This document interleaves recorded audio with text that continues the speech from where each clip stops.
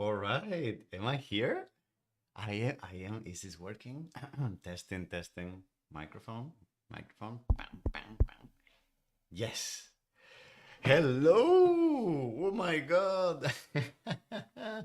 Hello, everyone. How is everyone doing? I'm so happy to be here. We're back. Are we? Oh, I don't know if we're back. Hey. Hello. How's that? Drilling? All right. What's going on? Let me wait. What is going on here? Let me, yeah.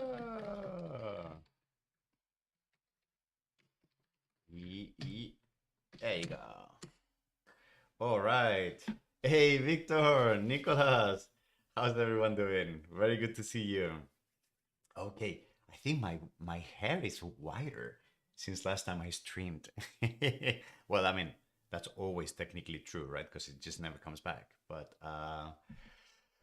yeah, okay, let's start. First things first. Three, two, one. Hello and welcome everyone. My name is Jose Luis and I run this thing called Parametric Camp where we do computational design live streams, where we do live streams on computational design. And my video was choppy? What? And we do live streams on computational design. We do all things creative, nerdy, writing code, etc., etc. So I want to thank everyone for being here. It's been a long time. I want to apologize. I haven't been streaming this year a lot. I think last time I streamed was in May, which is kind of crazy. It's been a very difficult year. I've had a lot of things going on, most of them good, some of them not so good. So I'm like trying to wrap my head around and get back on track on to doing the things that I like for example, this live stream. I'm also, you may notice my voice a little cracked. I was sick last week, and I'm like still getting back on track. But anyway, I had a lot of stuff going on, and unfortunately, I wasn't able to keep track and to keep doing the live streams as much as I wanted to. But hopefully, that's going to start getting a little better over time. I'm still not done wrapping up the things that I want to to wrap up, so I'm not sure I will be streaming back at the pace that. Oh, thank you, Yarudi. I'm not sure I will be streaming back at the rhythm that I used to, but perhaps slowly. We get back slowly on it, okay? But so what's going on today? So I wanted to do I'm calling this a flash live stream because we typically live stream on Fridays, but today is a random Monday. But it's not random because what happened was that I'm not sure if you're aware of this, but this summer there's this thing called diffusion models that basically exploded, and now we have all these possibilities to do image generation from text prompts. And this is something that has been a very recent development as of this summer. It literally kind of exploded this summer. And 3 days ago, I received an email from OpenAI, who are the developers of one of the main diffusion models that are very popular today, Dall-E, saying that they had just opened their API. So I couldn't just miss the opportunity to tinker around with the API, and I thought that maybe making some videos so that you can all start tinkering as well would be beneficial. Okay, so what I'm going to do today is I'm just going to walk you through what it means that the Dall-E API just opened up. So what does that mean, and why is that cool? So what is the potential that it opens to start writing our own apps that use the diffusion model, that use Dall-E to generate images from text? And hey, Albert, good to see you too. And and how we can do that in several platforms. So how can we do that from the terminal in Python? We're going to do the terminal, Python, Node.js, and C Sharp, of course, Grasshopper, of course, and I think we might do P5.js as well. So I'm going to show how to use this in a wide range of different platforms. And I'm also doing this because I'm teaching to my students at the university. I'm teaching some of these techniques as well. So I hope this video will also be useful for them. So Hey, Wasif. Well, thank you. I'm very happy this was helpful for you. So, without further ado, if you're interested in DALI and you want to start writing applications that use DALI to generate images and then you can use them and serve them directly in your application without having to use their web app, without having to go to their website, etc., I think this is where you want to be today. Okay? So, any questions about that? I'm gonna give you a couple minutes. Hey, Parstorm, hello. I'm gonna give you a couple minutes, and then if you have any questions, you can put them in the chat. Otherwise, let's get to it. So, how are we going to? I'm kind of rusty on this. Like, I haven't done this in a while. I don't even know where to start. I have a script here of what are the things that I want to cover today. So I guess we can probably start by opening a browser and going to OpenAI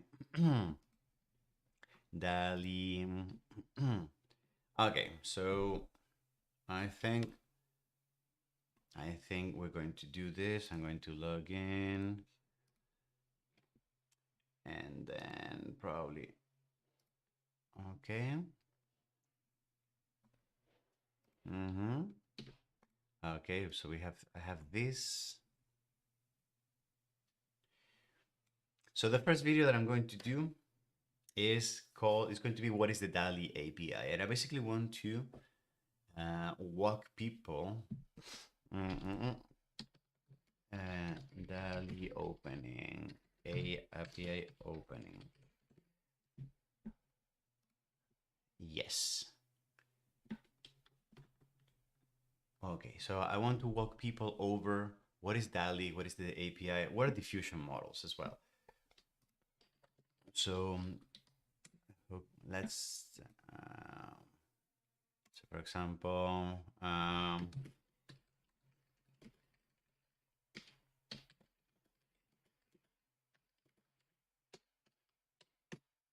okay, so that's going to be one. And then Discord, I want to go to here to Mid Journey.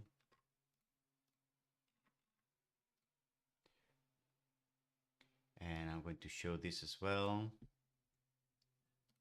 Stable diffusion and Dall-E. Dall-E is a system, so, and now it's open, and then you can read the documentation, and the documentation is basically this. Okay. So I think what I want to do is I'm going to start by describing, yeah, we have Mid Journey. It's a Discord. We have stable diffusion, which blah blah blah. And then I'm going to do this. And then I'm going to, in Mid Journey, I'm also going to imagine this, for example.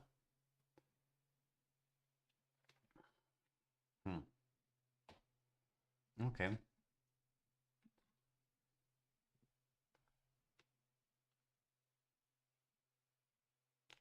Yes, and then with that, for the first video, I'm just going to walk through all the options that we have.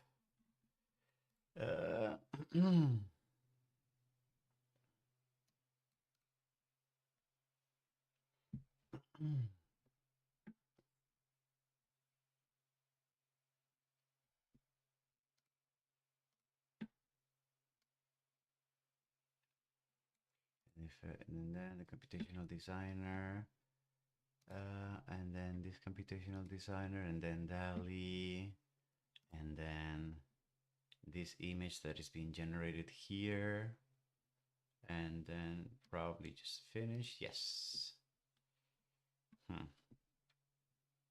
Okay. So that's what I'm going to do.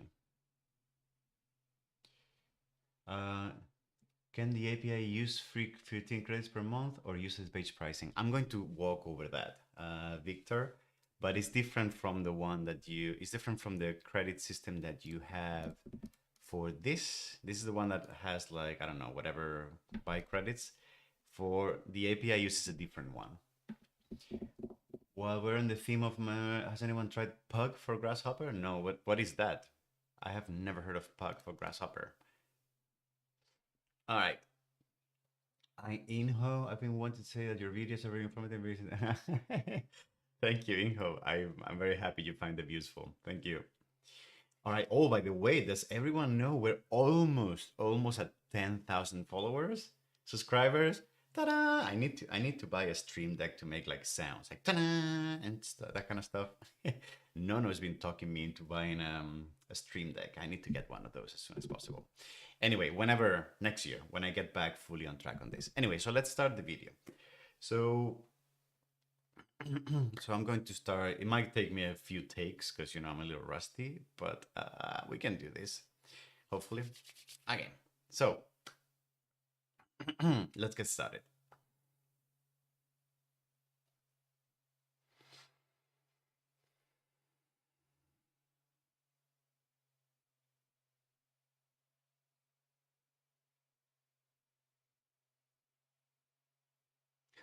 Hello.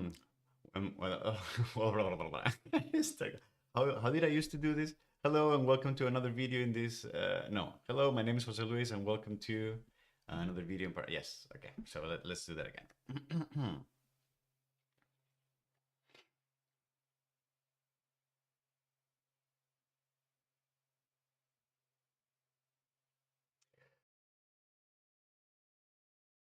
Parametric Camp, and welcome to the introductory video to this new mini series that I'm about to record on the Dall-E API. So in this video, I would like to cover what is the Dall-E API, and for that, I would like to make a little bit of history of what just happened this last summer. So I'm recording this video in November 7th of 2022. So if you're looking this for the future and from the future, maybe this is already obsolete. But what happened this summer is that all this plethora of what are called diffusion models were just published by a set of different companies. And what this model became really useful and really good at doing was to generate images from text prompts. So, for example, very popular models at the time of this recording have been, for example, Stable Diffusion, which we can access through the Hugging Face platform. And you can see that I just wrote here a computational designer writing code on his laptop. And then these 4 images were synthetically generated from this prompt. Then another one that has been very popular has been Midjourney. And Midjourney is this one where I can also enter a text prompt, and you can see that it generates these 4 synthetic images. And the way we use Midjourney is by interacting through this bot that lives on Discord. And then perhaps the most popular one, and I believe it was also the first one that opened up and let us tinker around, was Dall-E. Dall-E is also a diffusion model, same thing, you just write a prompt, you get a response in the say in the form of 4 images, and then you can iterate over them, get variations, etc. Literally 4 days ago was that until this time, at least for the sake of Dall-E, the only way we had to generate images from Dall-E was using this web app that they had generated. Similarly to, for example, Midjourney, which the only way we have to generate images and download them and create them is by using their Discord bot. As opposed to, for example, Stable Diffusion, which is at this time of this video, is the only one that is actually open, that you can actually download and install in your system. You can even change the code, etc., etc. So as opposed to those, Dall-E up to this point only had the web app. But 3 days ago, there was an email saying that they had just opened their API, which means that as of this week, literally, we do have the option now to write applications that ping the API for Dall-E using what's called post requests. And then we can obtain URLs for the images that the model generates for us, or we can download blobs representing that image and then render that image on our own applications. The way that works is that they have what's called an API, an application programming interface, which with a certain set of libraries, a certain set of commands, which are basically hiding something that is called a post request. What they basically allow you is from any computer that is connected to the network and having an API key, so a key like your password as a developer for your Dall-E account from anywhere, from any software, from any application, request an image from the Dall-E model and get a response with that image. This is tremendously useful if what you do is you want to create your own apps that generate synthetic images from text for whatever reason. You may want to give people the experience of creating art using text, or you may want to remix certain applications with other AIs and other models. So therefore, breaking free from the web app paradigm and being able to use code to generate multiples of these images, recombine them, etc., becomes really, really useful. So what I would like to do in this series is introduce you to this that you may or may not be used to, what this means, how that is used, how do I actually write that in Python, how do I write a node application in order to actually get this.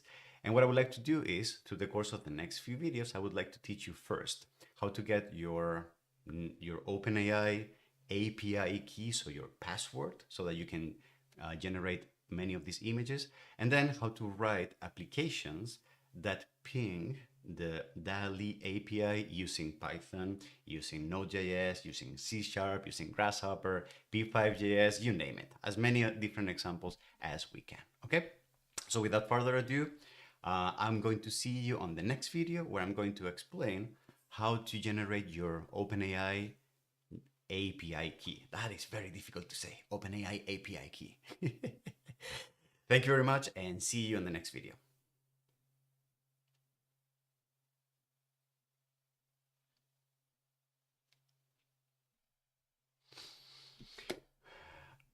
All right. Yarudi, I know. It's the glitchy mic. I know. It's just that I have the real mic. It's in my office at the university because I was using it for something else. And is it bad? Is it cutting out too much? Hey, Juanda Divac. Hey, hi, Sam. Good to see you all.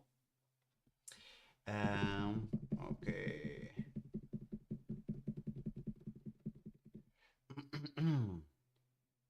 I forgot to say a couple things, but whatever.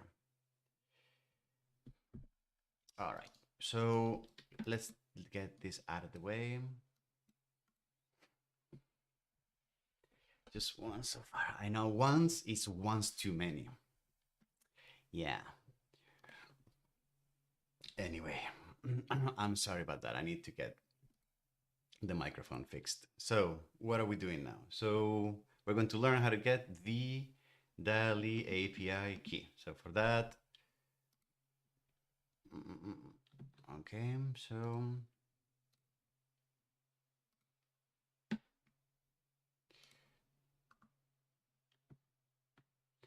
okay, so I'm going to go here, manage account, usage, settings, usage members. I don't have any members. Usage limits, pricing, whatever, payment method. I don't have anything. Usage, and then view API keys. And then I'm gonna create a new secret key.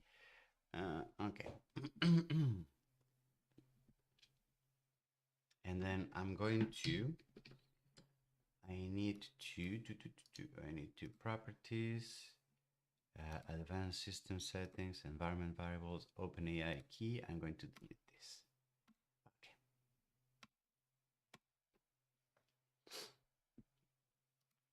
Okay. Okay. All right, let's do this.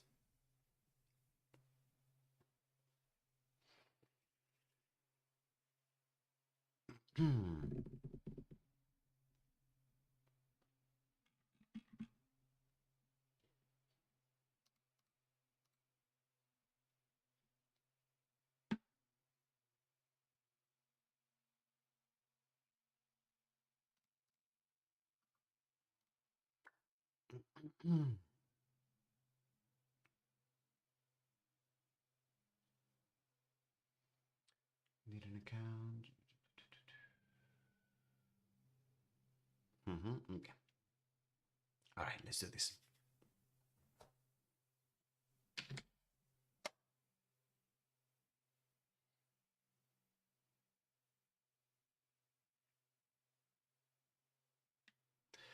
Hello, this is Jose Luis here at Parametric Camp, and welcome to another video in this mini series, how to use the Dall-E API. In this video, what I would like to teach you is how to figure out where your OpenAI API key is and how to store it safely for the apps that we're going to be writing on the next videos in this mini series. So for that, the first thing that you're going to do is you're going to go to the OpenAI documentation, and you're going to see that there's a lot of stuff here, documentation, examples, the playground. There's a lot of things that you can learn from this environment. At this point, if you're here, you probably already have created an account with OpenAI. If you don't, you have to do it yourself. You have to create an account. And when you create an account, I believe at least when I did it in this video, you're going to be given some free credits. So for example, if I go to personal and I click on manage my account, you can see that I've already been using the API. I was using it yesterday to try things out. And you can see that why do I have so many requests today? Anyway, you can see that I already spent like $2 of my credit using this, right? And then, so it's a good place to see where you are in terms of billing, etc., etc. And then something that is where you can get your API key is if you go here and you click on view API keys, or if you click here, then you're going to get to your API keys section. The API key for Open is global for all the OpenAI applications. It's not just for Dall-E. You can use it for Dall-E, but you can use it for GPT. You can use it for all the models that are served by OpenAI. And then what you can do here is you can create new API keys. You have to be very careful because when you create a new API key, that key is only going to show up once. All right. So I'm going to copy it, but that API, I need to save it somewhere safe because I will not be able to check or read that API key again. And if I lose it, I'm just going to have to regenerate a new one and scratch all the ones that I had before. Okay, so I'm going to go here, I'm going to copy and paste, and I'm going to put it somewhere here on a notepad that I had here on my secondary monitor. So you can see that I have the one that I was using before, the one that I just generated. And what I also wanted to show you in this video is how to store these safely in a way that is good for programming practices. Because I want you to think of your API key as literally your password. Anyone who has your API key and generates predictions and generates images with your key, that means that their requests are going to go into your billing cycle, and you're going to be paying for those. So you probably don't want to be sharing your API key with someone that is not authorized in your organization. So what happens with that is that when we create requests for Dall-E or for any other model, you might be writing code of the kind. For example, I need to create a variable, and that's going to be open API key. And I'm going to say that this is going to be something like this, right? If I were to write this code, and if I were to share this code with people in my organization, in my GitHub repository, etc., then basically my API key would be public. It would be shared by everyone, which is really, really bad practice because again, anyone could take your password and use it for their prediction and basically bill you for their predictions, which is something that you really, really want to avoid. So the way to avoid that is typically, there are several methods, but the one that I'm going to be showing here in this video is to store this API key as an environment variable. So the way that's going to look like is I'm going to go to my PC and I'm going to right click here on properties and I'm going to go to advanced system settings. In this window, I'm going to, and this is for Windows, all right? And here I'm going to click on environment variables and you can see that I have my user variables and my system variables. So what I can do here is I can create a new environment variable. I'm going to call this OpenAI underscore API underscore key, and I'm going to paste the key that I just got from my server. Okay, I'm going to do that. And again, I'm doing this publicly on this video, and you can see my API key because I will reset it and I will delete it after I make these videos, okay? But so then I can press OK, I can press OK, and then now my system will have a global variable available to anyone that is writing code in my system that I can use that I can use. What that means is that, for example, if I were to open now, if I were to minimize this, and I'm going to open, for example, a Windows PowerShell, right? And I say, can I echo the OpenAI API key, right? And if I do that, oh, actually, wait, let me look at what is the syntax for this.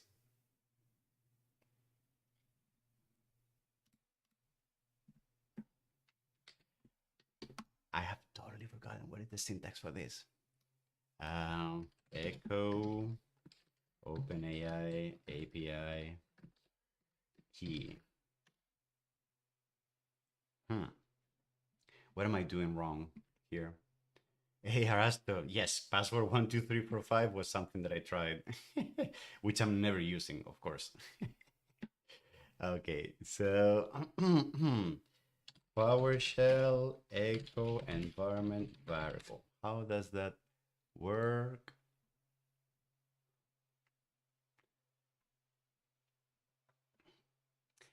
Yes, so echo environment and then OpenAI API key.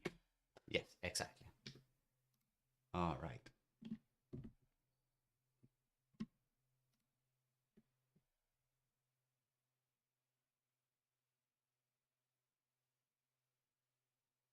Yes, sorry, I forgot how to do that in PowerShell. The way you do that is you echo, and let me scroll this up so that it's a bit more visible.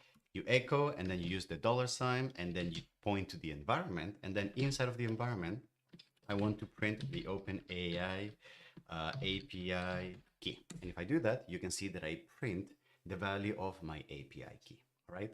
Within different programming environments and within different frameworks, the way we will access that API key will look different, okay? But then I will show what that looks like depending on which programming language we're using, all right? Am I missing anything other things that I wanted to say? No, I think this is good. If you want to know more about what environment variables is, I have a video somewhere, the card should be popping up here somewhere on the corner about what environment variables are and how to configure them, etc., etc. Okay, so make sure to check that video. Beautiful. We are ready with our API key, and I think we're now ready to start writing requests to the Dall-E model. All right, let's do that on the next video. And the first thing that we're going to try is we're going to try to request predictions directly from the terminal. Not even Python, not even Node, just straight up from the terminal. Let me show you how to do that on the next video.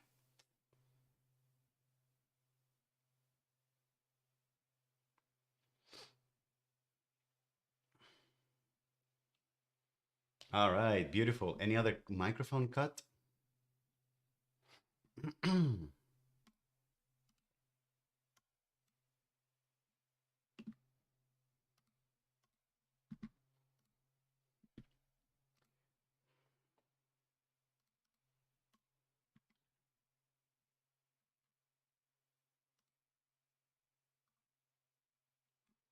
Okay, image generation at the end.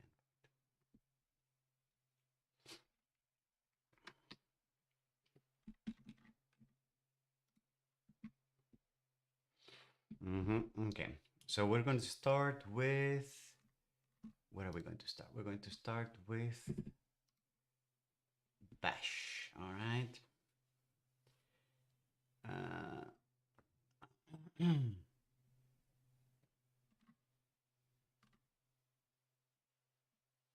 Mhm.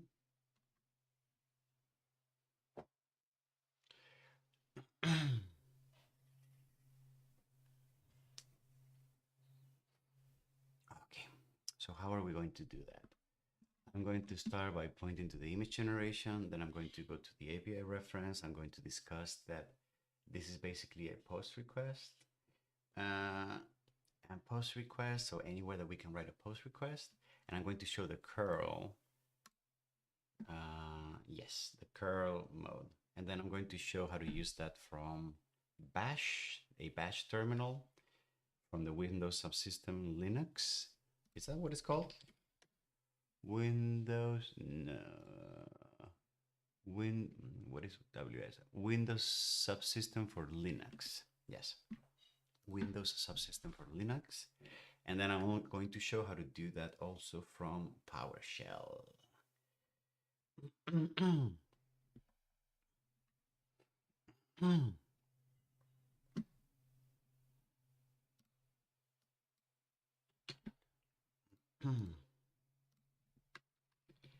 Okay.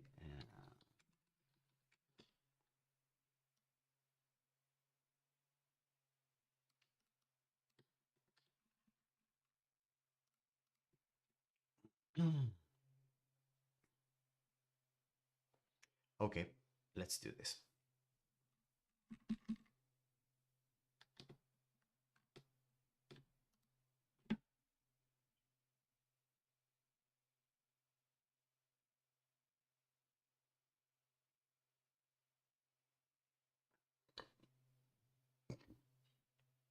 uh,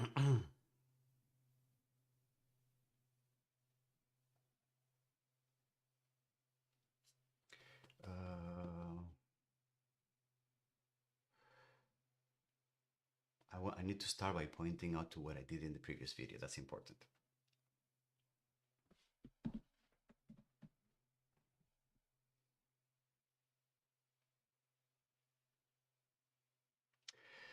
Hello, this is Jose Luis here at Parametric Camp, and welcome to a new video in our mini series how to use the Dall-E API.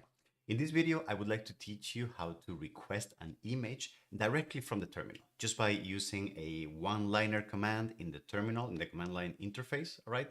And if at this point, you should have seen my previous videos where I was explaining what Dall-E, the API is, and how to get your API key, and how to set it up as an environment variable. Okay, let's start over again.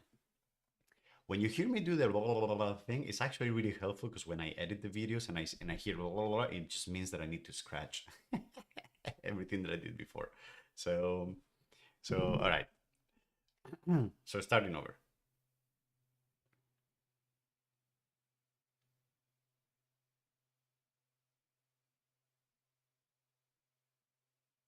Hello, this is Jose Luis here at Parametric Camp, and welcome to another video in our mini series, how to use the Dall-E API.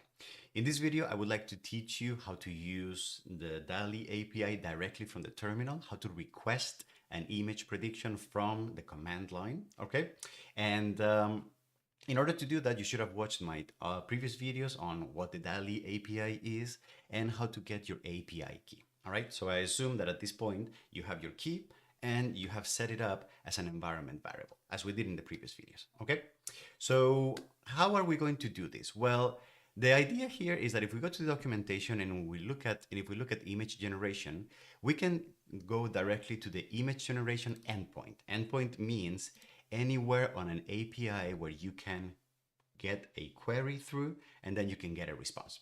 And what we can see is that creating an image basically boils down to creating what's called a post request, an HTTP post request to this particular endpoint here. The endpoint being an URL with a bunch of versions and subcategories and like then all the breadcrumbs all the way through. And in the body of that request, make sure that you input all the mandatory information and all the optional one if you want to customize that request. So the documentation as of this recording in November 7th, 2022, if you're watching this from the future, this might be obsolete already. But as of this recording, you can see that the API already gives you examples how to do that in Python using their custom module, and in Node.js also using their custom module, which we will see how to do in next videos in this series. But you can see that if you scroll here, you have an option to do it with curl, and curl or curl is basically this command line command, I guess, that you can use to to do post requests and get requests directly from the terminal. So this is what we're going to be using today. And you can see that in the description, it already gives you an example of all the headers that you need to add and what is the data that you need to pass as the body of your request. So we're going to see an example of how to do that. I'm going to dock this here to the side and I'm going to right click. I have the new Windows terminal installed here on my system, but I'm going to do examples of Windows and for non-Windows system. And I'm actually going to start with non-Windows systems because I have here installed the Windows subsystem for Linux, the WSL.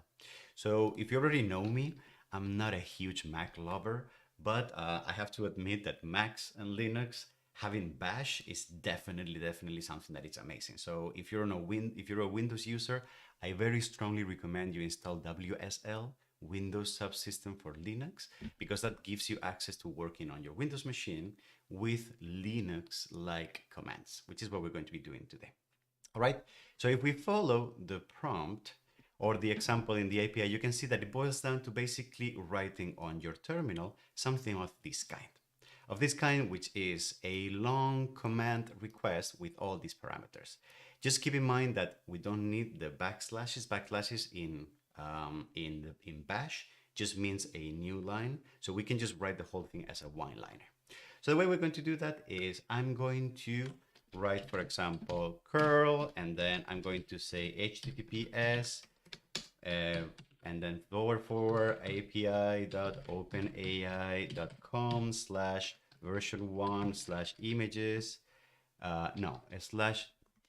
Did I jump to completions? No, sorry. Images, create image here. Images and generations. I was in the wrong place. And then so images / generations. Okay, so now I have the URL. I need to add two headers to my post request. The first one is going to be that the content of this request is going to be a JSON file, so that the app, when it gets the data in, it knows that it's formatted as a JSON object. The other header that I need to add is going to be the header with my API key. So I'm going to do it the bad way, which is that I'm going to actually write the API key here, authorization, bearer, where are you? Bearer. And then I'm just going to copy and paste the API key that I just created in my previous video, which is terrible practice, but I will get back into that, okay? And then we need to write here the data for the prompt that we want to pass in, okay? What does this look like? Well, it looks like something like this. So what I'm going to do is I'm just going to copy paste from something that I created before. And it's like here and the data, you basically have to write a JSON object with all these double quotes, for example, and with the following properties. I want to have a prompt, and the prompt is going to be an isometric view of a miniature city, tilt shift, bokeh, voxel, V-ray, render, high detail. Then I want to specify how many images do I want. In this case, I'm just going to request one image. Maybe I can actually change that. Let me get 2 images, all right? Then the size is going to be 256 by 256. And then I need to close the curly bracket, and I need to close with a single quote. And literally, that's it. If I were to press enter now, what you can see is that my system is now talking to the OpenAI model, all right, is requesting an image, and then we got a response. This that you see here is the response. What you can see is that I got a JSON object as a response, which has the date, the Unix timestamp of when was it created, the data that is created, and the data is basically an array with the 2 URLs of the images that were generated. So if I now click on this URL, you can see that it takes me to the image that I just generated, which is this kind of like nice miniature city. And then if I click here again, I also generate another image, which is pretty cool. All right. So now I have the 2 URLs of these 2 images. So now I can click, I can download and save this image, etc. Or I can, for example, say, well, you know what? I want one image, but I want it like full resolution. So what I want here is I want 124 by 124. and then I'm going to request this. I'm going to wait for the response to go through. And then you can see that this is the response that I just got from the server. And if I click here, I now get a full-fledged 124 by 124 image at a much higher resolution. I'm not zooming in right now. This is the resolution that I'm getting from the image, okay? Which is also pretty cool, huh? So, all right.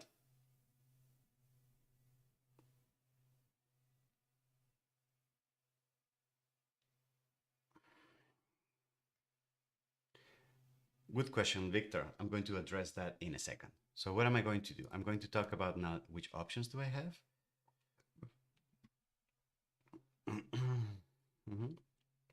I'm going to talk through which options do I have, and I'm going to talk about how to wrap the API, how to wrap the API key in a variable.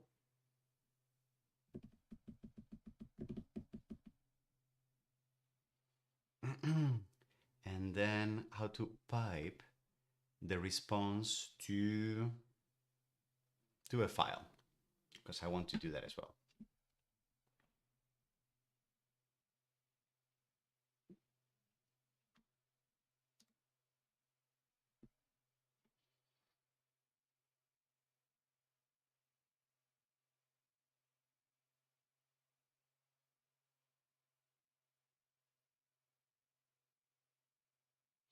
Something that we may want to consider is looking at the actual documentation. So you can see that in the body, when we write this whole data body, there are several things that we need to add. So we need to make sure that there's a prompt with the text.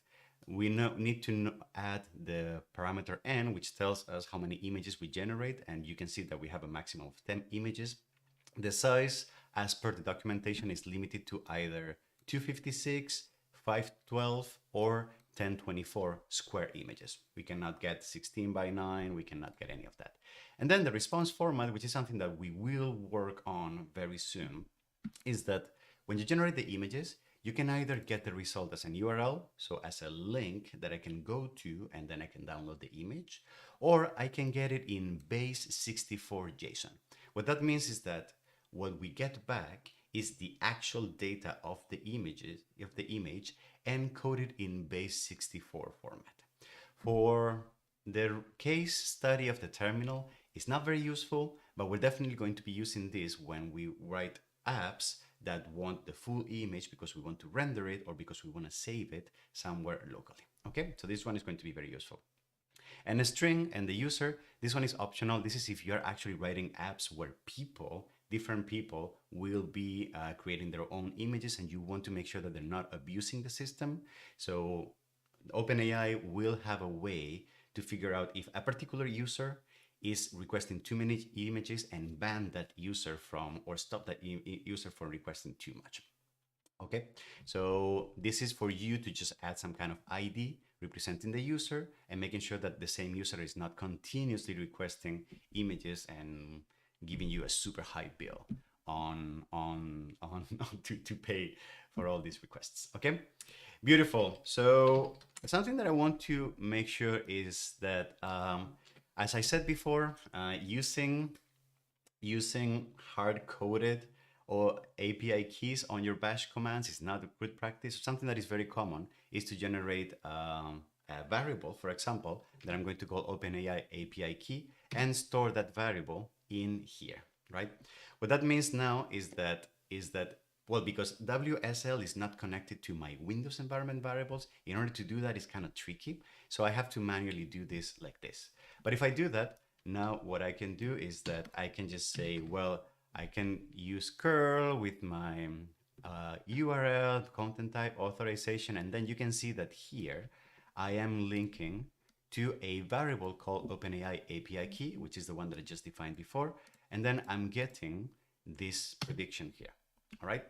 So in this way, I'm just using a variable as opposed to hard coding there, and I get another prediction. Wow, this one is nice, huh? And I get another prediction. I like this background, like up. All right. And then the last thing perhaps that I want to show is that when you're doing this from the terminal, getting a printout of the response on the screen is nice, but if you're writing automated scripts, maybe you actually want to save that somewhere. So if I use the same command, I'm going to press the up key to repeat the same command. And what I do is that I type the response using the greater than symbol to a file called, for example, response.txt.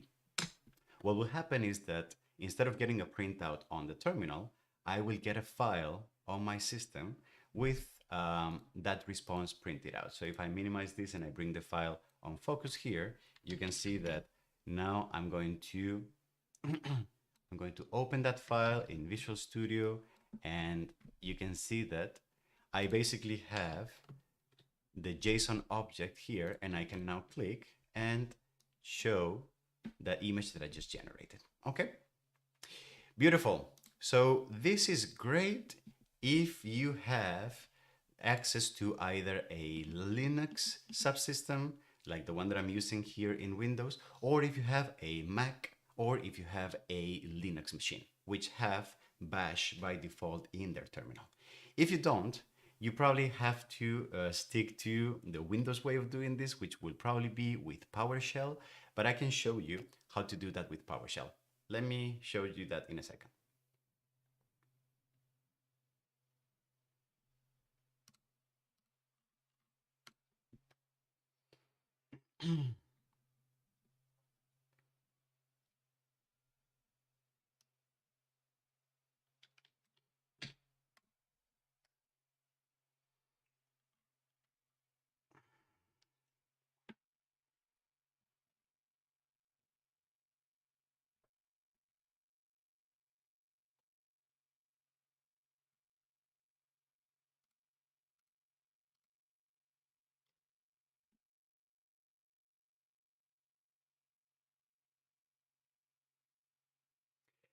Let's go to my desktop, and I'm going to open here a Windows PowerShell terminal. All right. So in PowerShell, we actually do have curl, but it's kind of weird because it's kind of this like alias for what's happening inside, which is actually this command called invoke request, web request. So it's kind of confusing that it's called the same, but it uses different parameters. So I don't like to use that at all. So what we're going to do is we're actually going to write it manually. So in Windows PowerShell, you would use what's called invoke web request. Do I invoke web request? Then I'm going to write here the full URL of the API. So that's going to be api.openai.com/version1/images/generate generation. Okay, I'm looking at my cheat sheet on the other monitor. And then after that, you have to specify similar parameters to the ones that we have here. It's just that you write them with slightly different parameters. So for example, the headers, you say, I'm going to pass the content type, and that's going to be application/JSON. Then I also need to add a method and specify that the method is going to be a post request. All right, that's very important. Post is, for those of you who may not, post is any request that comes with data as part of the request.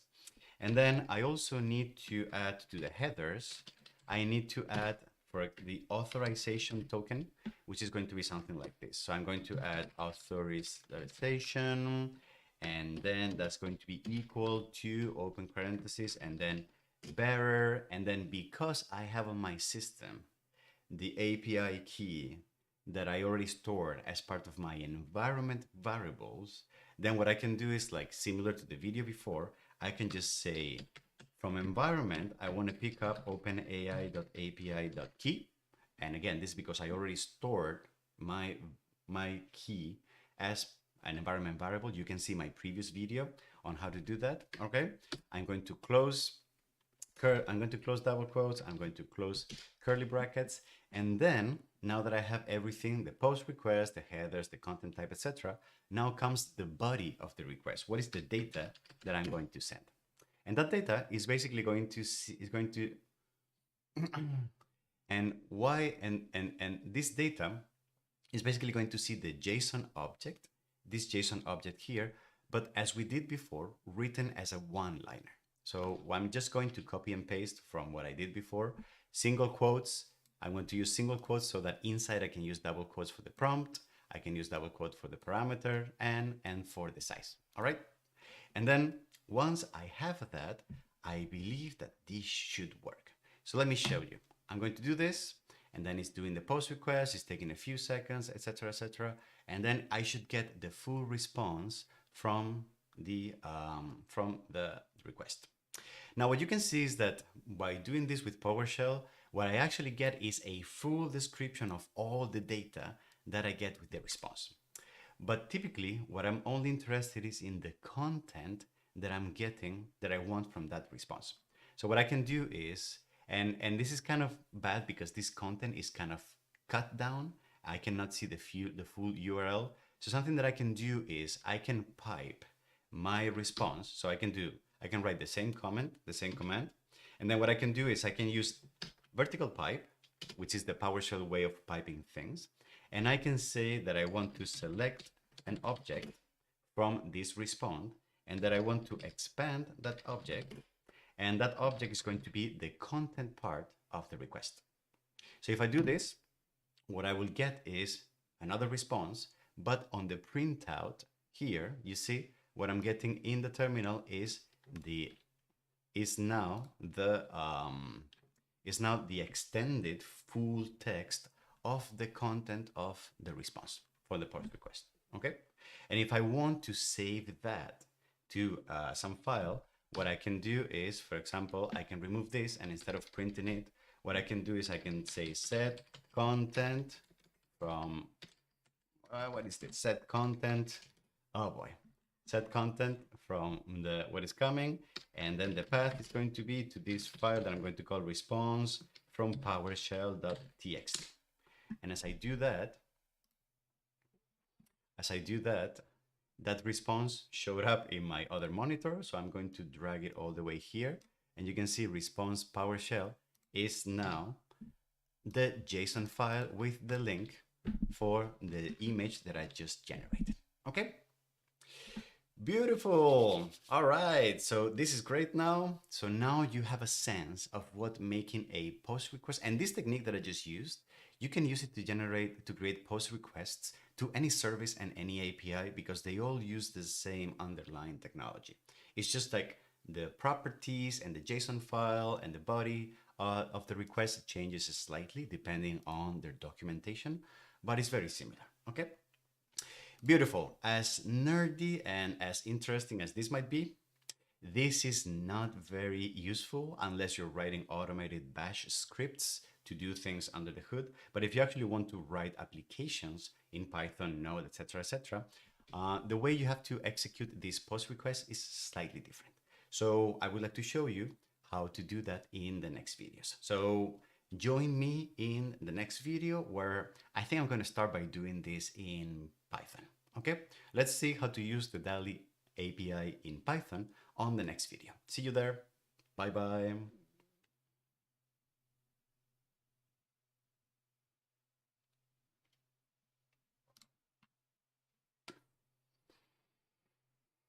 Okay.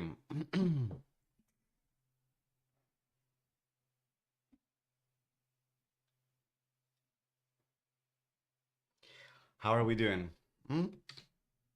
How's everyone doing? Mo, why not do it with code and run everywhere? Well, that's pretty much what we're going to do right now. We're going to now use Python and Node and all the goodness to generate all of this. Okay. Okay. Do I need a break? I'm out of coffee today. Oh, oh, that was not. In fact, I know, Nicholas. I know. Yeah. I'm telling you, I was sick last week. Maybe the fever just made me something change in my body, my mind. I don't know. It's new times, new life. Uh, uh, uh, um,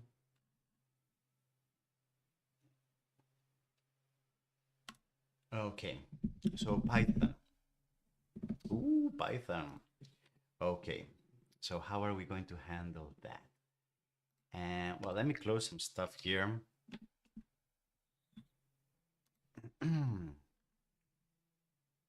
Images, create image. Well, you probably want to start here. And I want to say, yeah, we have Python here.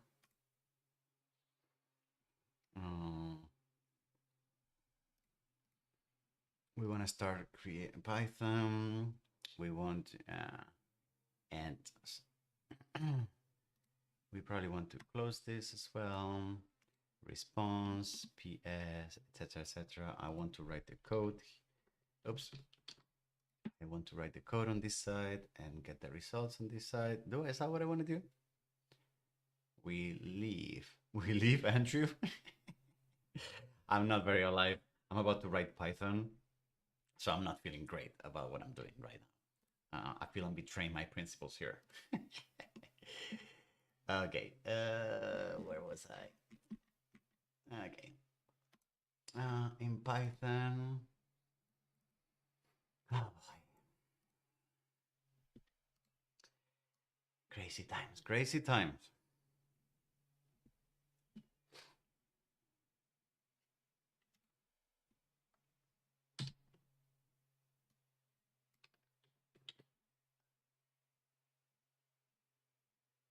Mm-hmm. Okay. Okay,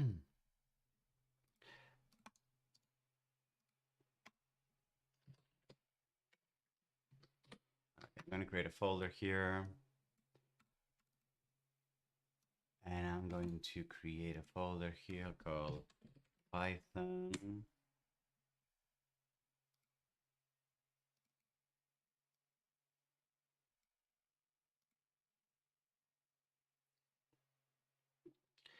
And if I write here and I say code, and I write here code Dall-E generate.py, it opens in a new, yeah, no.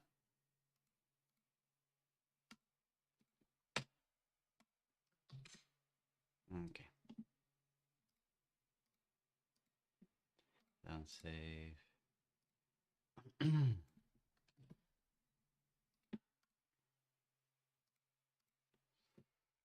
Okay, so what are we going to do? I'm going to I have to open a terminal, and the intro, I'm going to record it. I'm going to record it later. So I have to remember to record the intro. Where did I used to have posted here too. Okay, so the intro. Okay, so here, the intro. So then what do I do? I'm going to start by going to the folder, creating a new file, and then start and installing OpenAI. Actually, no. Well, so I'm going to start by looking at the documentation and explaining what we're doing. And then I'm going to show that there's a Python way, and I'm going to talk about the future. If you're watching this in the future, this might be obsolete, be careful, etc., etc. Okay? All right. And then I'm going to go and start a file. I'm going to start a file there.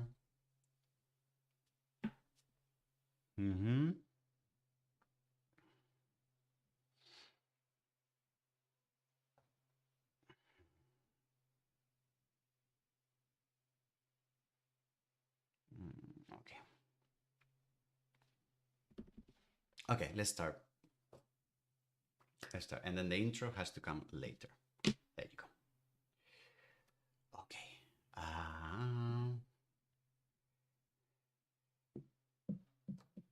Let's do this.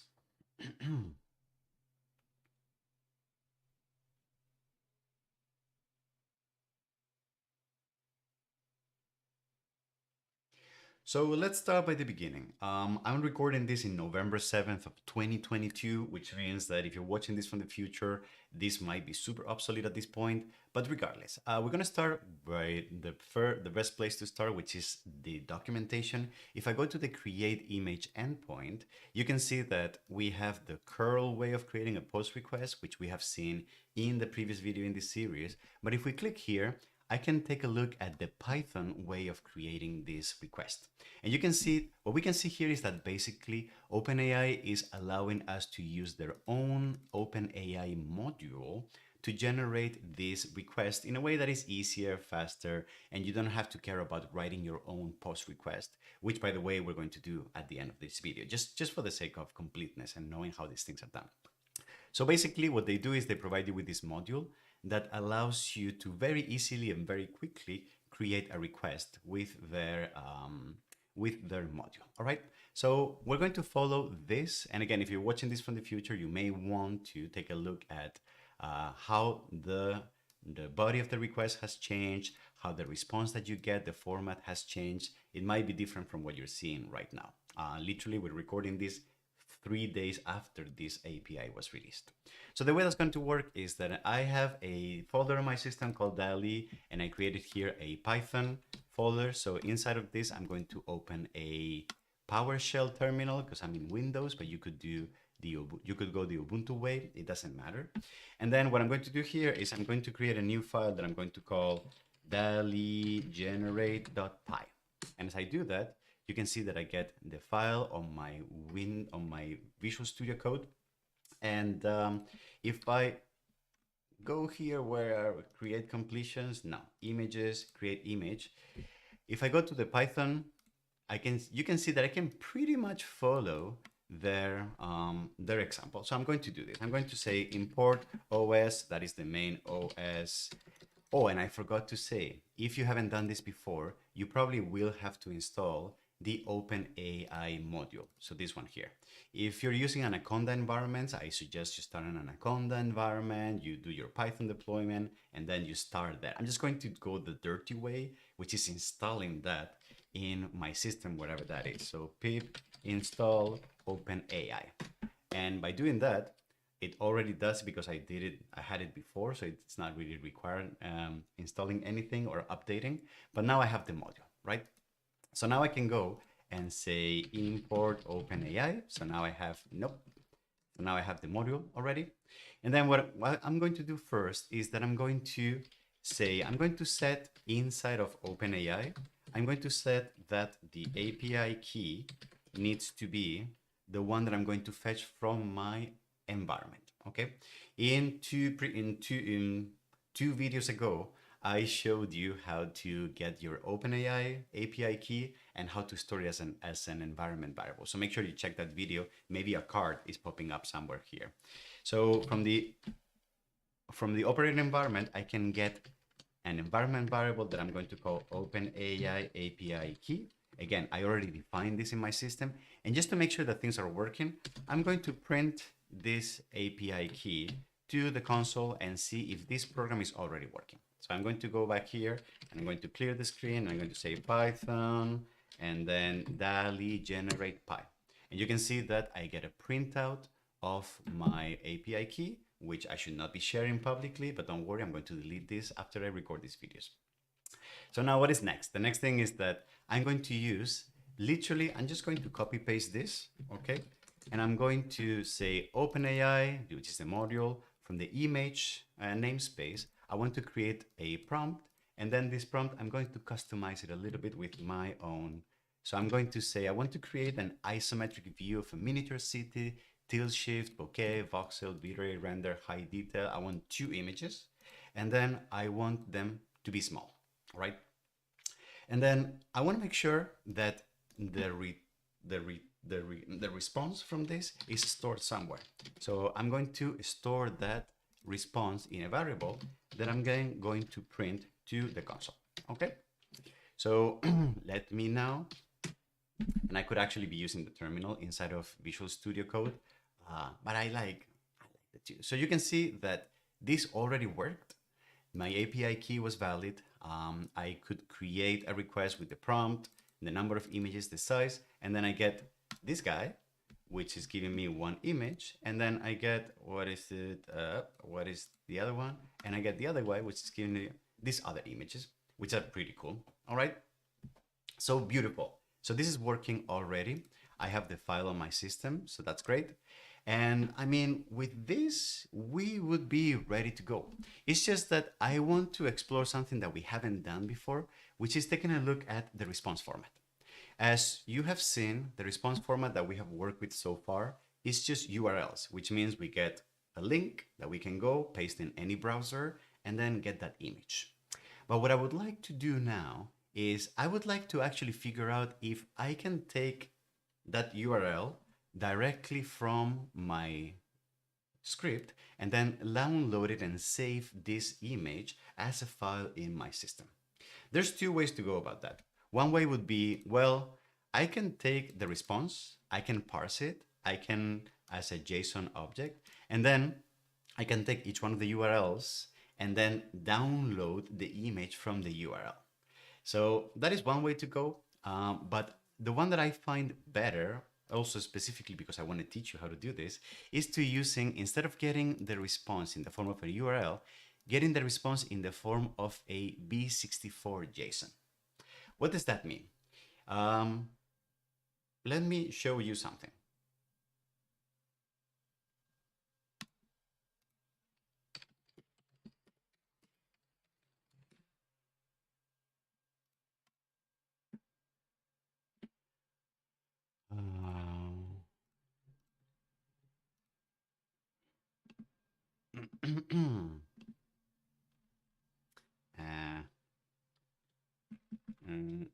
How can I find somewhere? Explanation, encoding. Yes. Well, this is really not great. An explanation, lose the chart. Okay.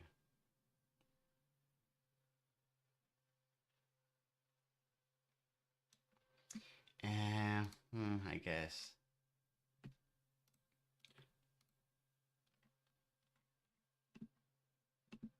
Mm.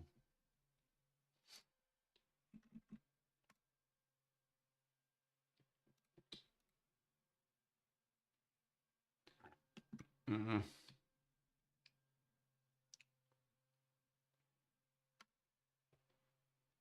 Mm-hmm. How can I? Mm-hmm.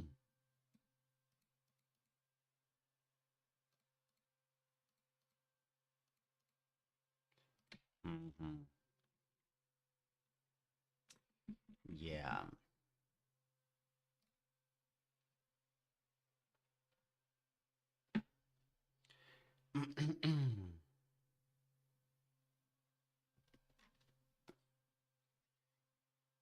Okay, let me just do it real quick and then we go back. We go back to the video to doing this. Okay.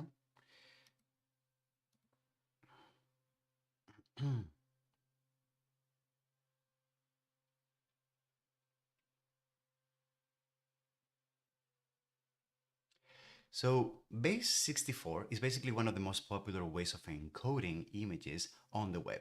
The idea is that any image, like for example a PNG, a JPEG, a GIF, is basically zeros and ones when you store them in a file in your system. But if you want to exchange that information across computers and websites, etc., encoding it into what's called base64 is actually very efficient because you can then transfer that image in a format that is represented by text, by a bunch of characters in upper and lower case and numbers, etc., which have a way of encoding all those zeros and ones that we would use to save this file to our system. The idea is that exchanging these base64 images is a very common way to exchange images because serializing and deserializing back and forth between base64 and images is a very well-known algorithm that is very common and is accessible in every single programming language that I think of.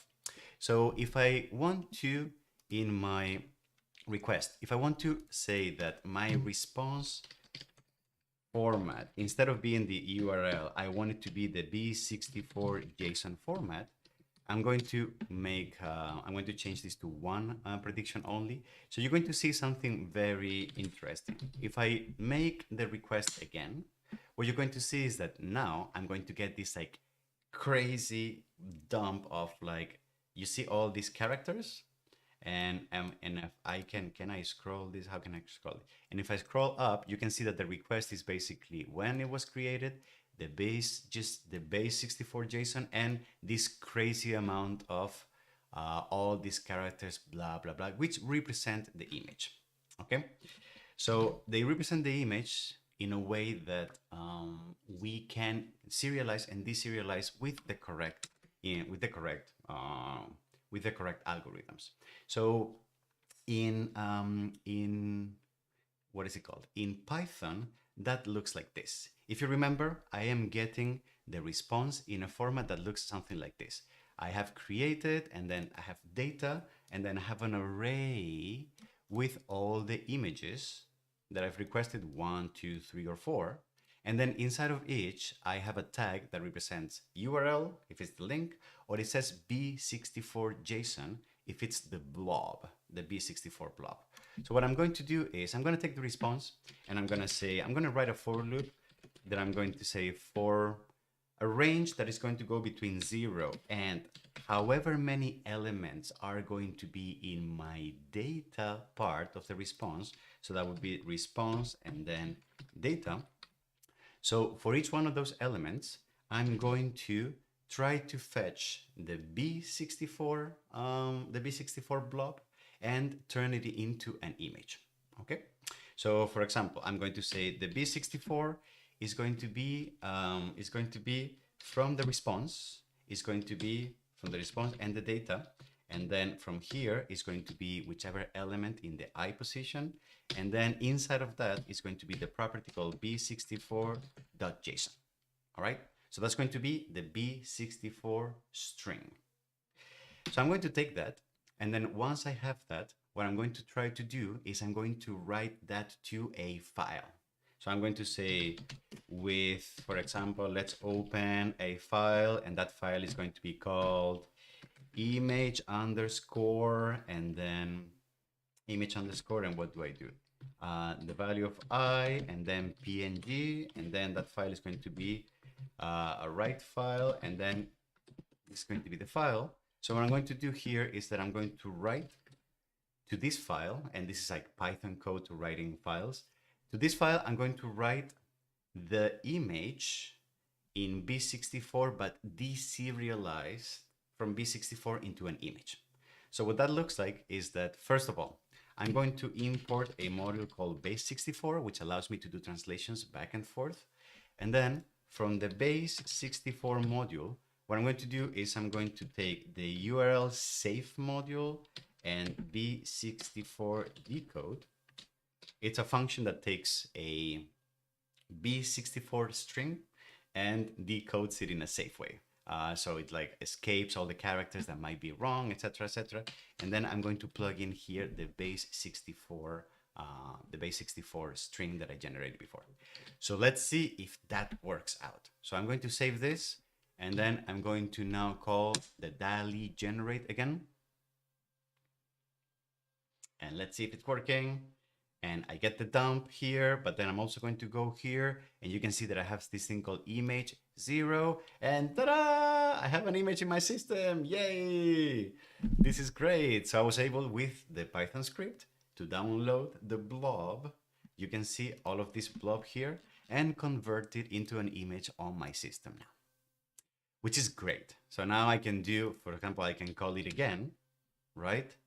But what happens again is that because I call it twice and I'm using the same file name here, image0.png, what has happened is that the file has basically overwritten the one that I had before. So what I would like to do is I would like to write an image. I would like to write a file name that somehow doesn't overwrite itself. So for example, I'm going to say file name is going to be equal to, for example, I'm going to format this and it's going to be image underscore, and I want, for example, the timestamp here. So the timestamp here, I'm going to import time, which is a module for generating time, etc. So time.time, literally, that's how it works. And then because this has millisecond precision, I'm going to turn this into an integer so that it doesn't have like all this nasty, and then this is going to be underscore, and then here I'm going to plug in the number of the image in case we generate 1 or 2, okay? And then I'm going to use that as the file name. So file name. And then for example, I'm going to request 2 images now. So I'm going to clear this. I'm going to not post here. And then I'm just going to say here, print, for example, saving file, and then file name. Okay. And then I'm going to generate this, and let's see what's going on here. I make the request, and then I just save these 2 files. And then you can see that I have the file with the timestamp 0 and the file with the timestamp and the value of 1, which is great. Can we try with high resolution image? So 124, 124. I'm totally going to exhaust my credits out of this YouTube, out of this stream. So I'm going to do this, and then boom. The 2 images. This is taking a little longer because they're heftier. And then you can see that now I have the 2 images, this one and this one, which are 124 by 124. Hooray! We have this Python script now that we can use to generate images and to download them to our system.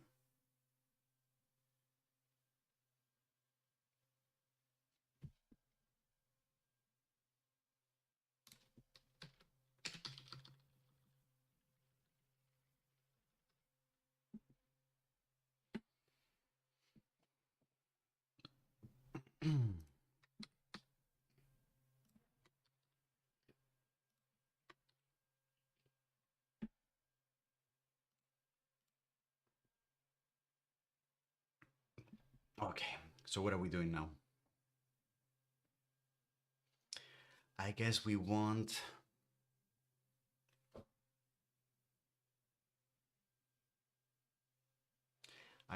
to be able to do this with parameters. That would be nice, correct?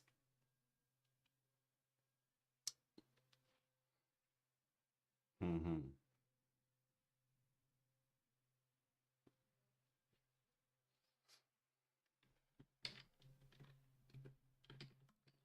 Okay, so I'm not going to do that on the video because it's gonna take forever.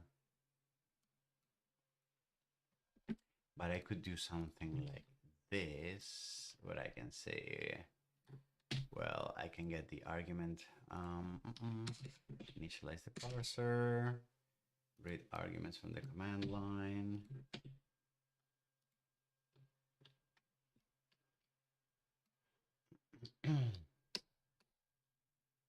And then, and then we can get this is going to be args prompt, and then it's going to be int dot args number, and this is going to be 2 times the size, and then we're going to save this.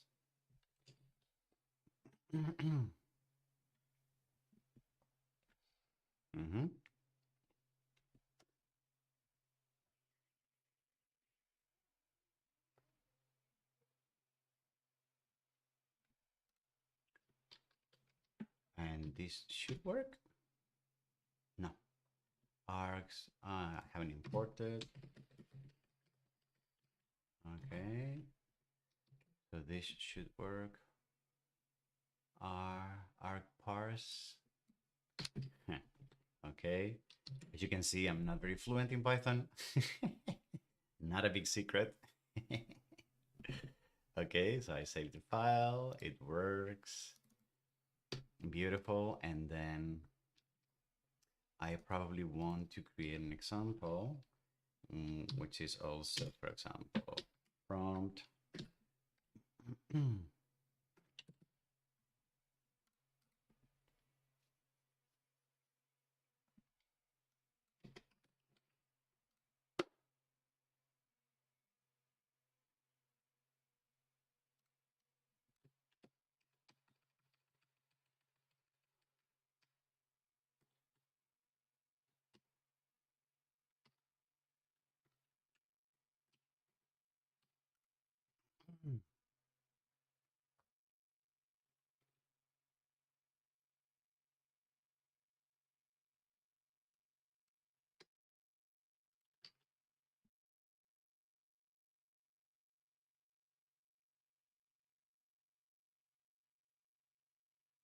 So this example that I just wrote is fine, but it's not very interesting because it basically always generates the same request.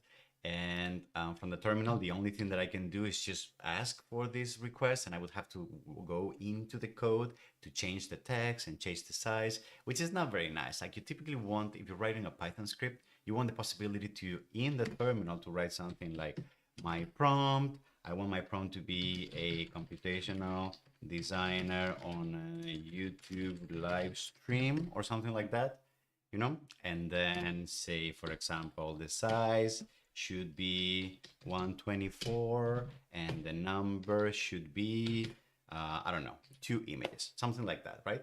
I want something like that, but right now I don't have the possibility of doing it.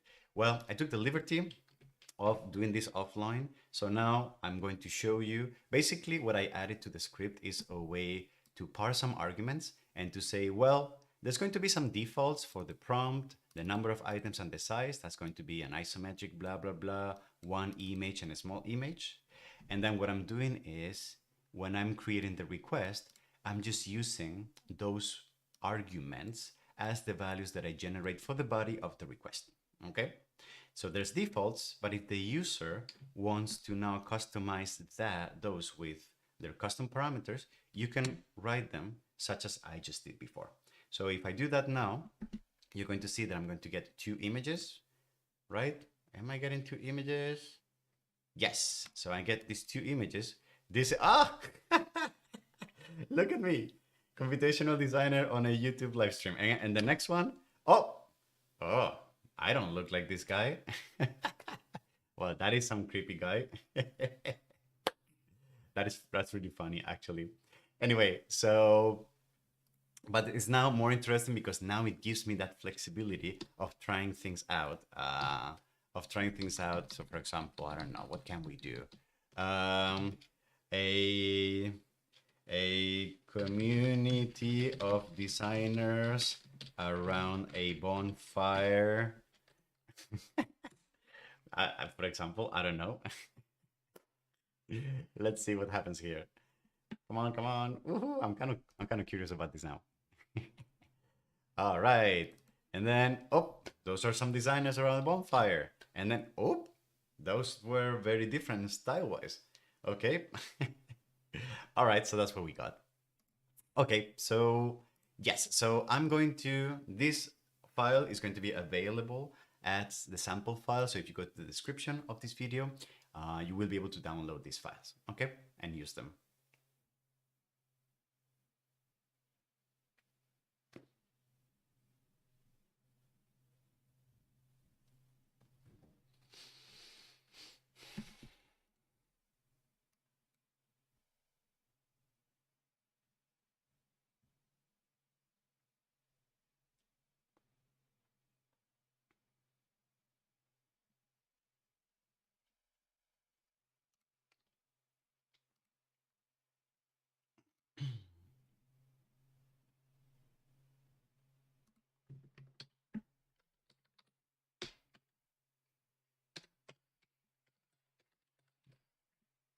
And now I would like to show how to do this without the module.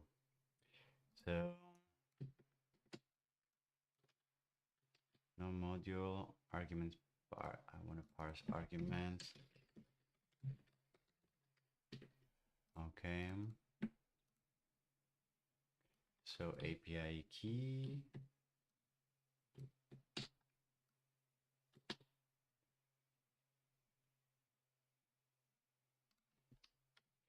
And then custom headers.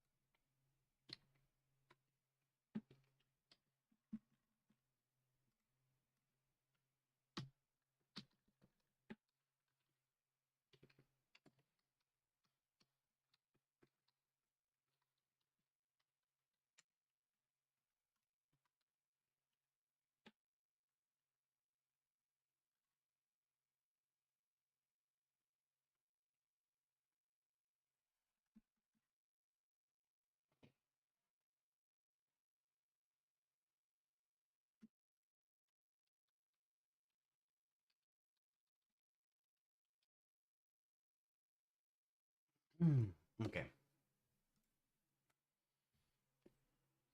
All right. Let's do this now.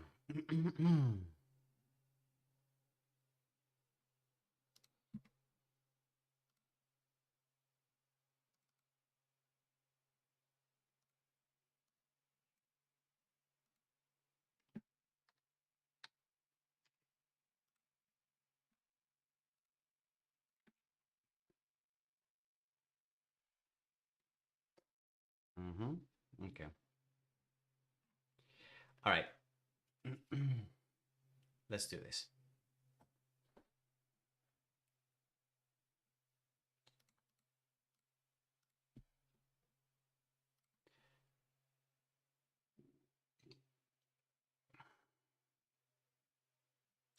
The last thing I would like to show before I move on to the next video is that the way we have generated the images and the way we have done the post requests have been using the OpenAI module, which OpenAI provides for us in Python. Okay.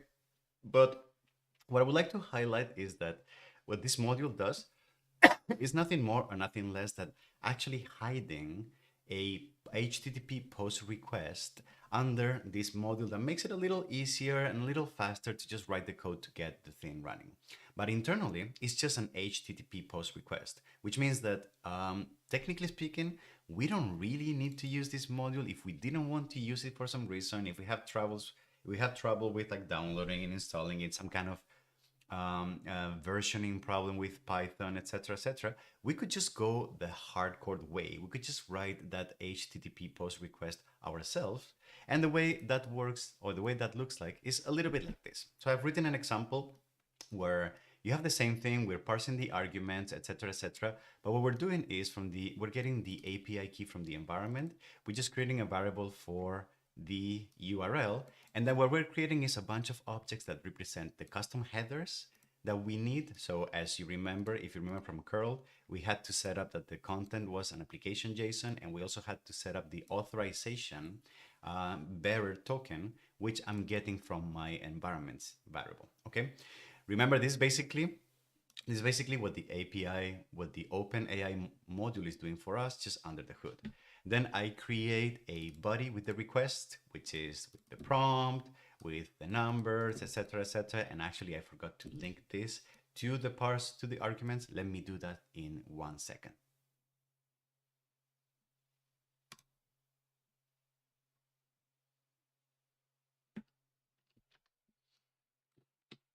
To do that right now before I forget. Then it's going to be args number, and this is going to be, it's going to be, the size is going to be this one. Okay. So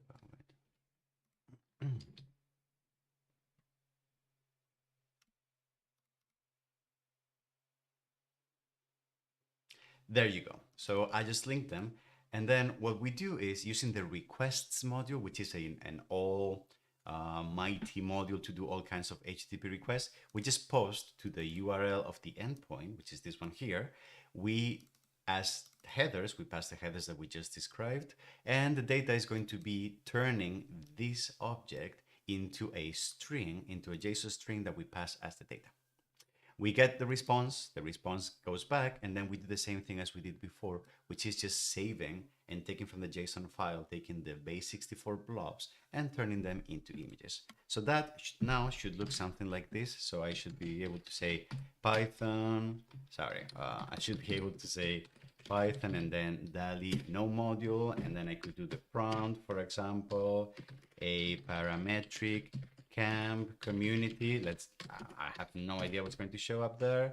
One image, and the size is going to be 512. Okay. And if I do that, the result that I'm going to get is pretty much the same as using OpenAI. I'm just getting the same stuff. Oh, what? This is a parametric camp community?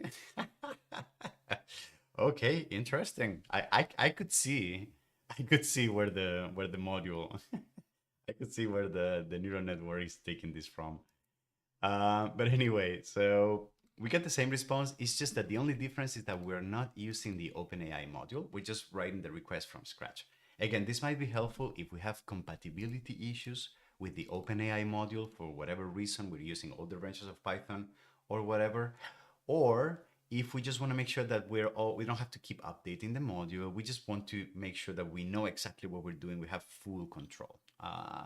We typically like doing things low level here in parametric camp. Okay.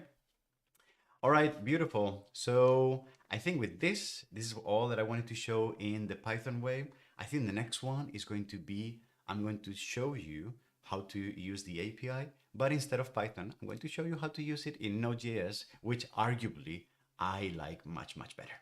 But this is a personal preference, okay? So see you on the next video, and let's take a look at Dall-E API in Node.js. Bye bye.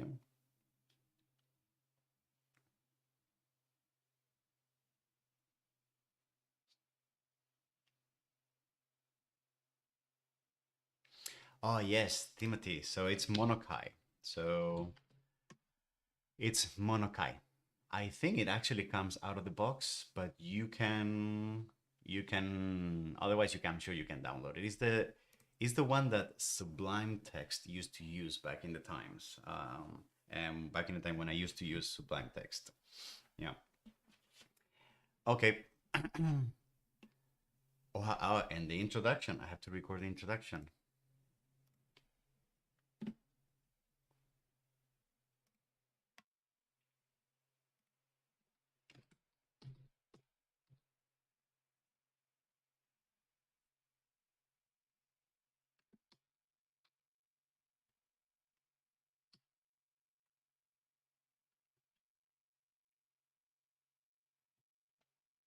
Okay. I'm going to I'm going to save this here.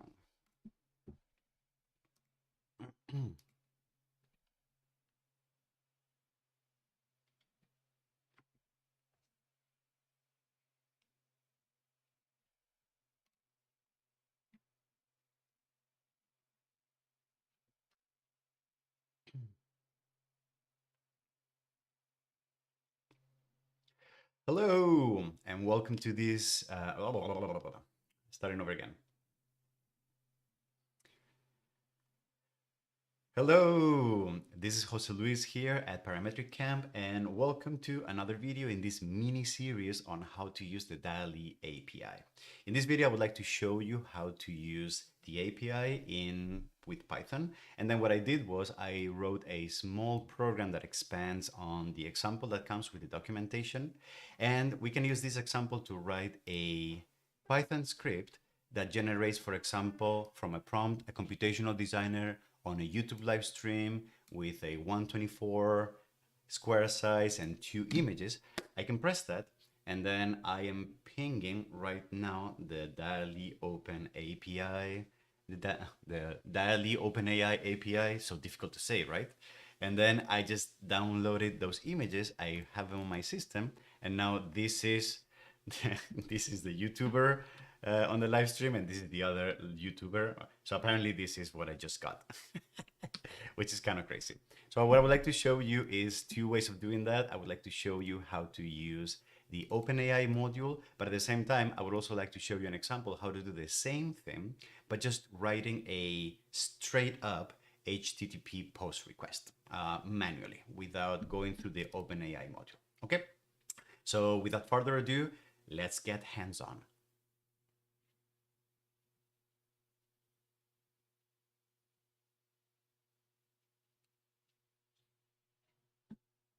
Okay.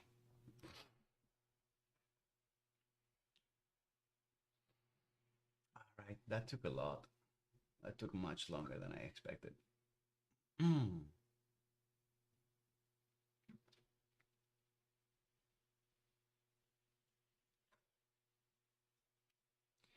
Oof, how's everyone doing? Okay, I'm going to take 1 minute. I'm going to go drink some water, and then I'm going to come back and we're going to do Node.js. Okay? Give me 1 second. I'll be right back.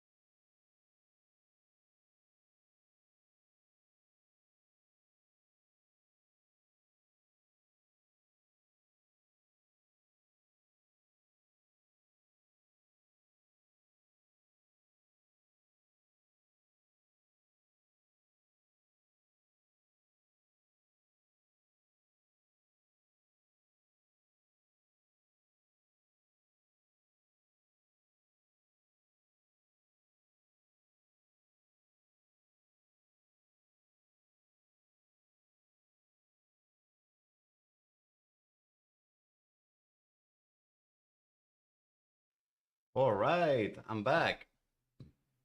Okay, shall we do node? Okay, so I'm going to now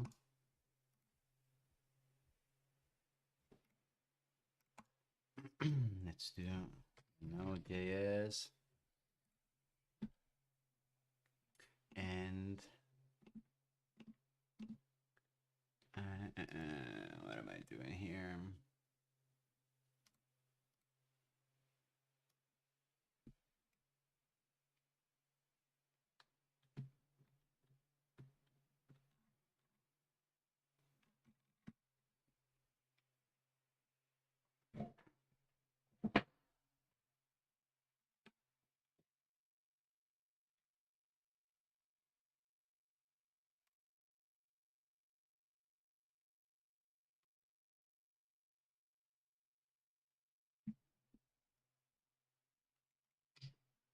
Okay, I'm looking at a file that I have here that I'm not liking.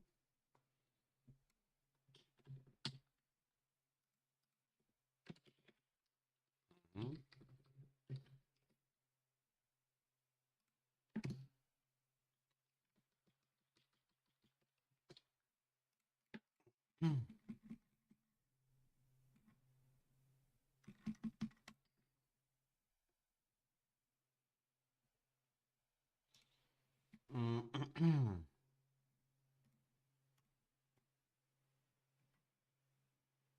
Okay, how are we going to do this?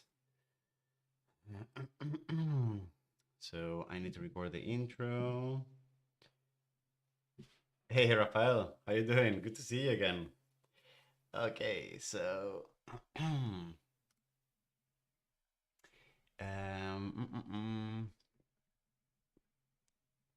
so what are we going to do?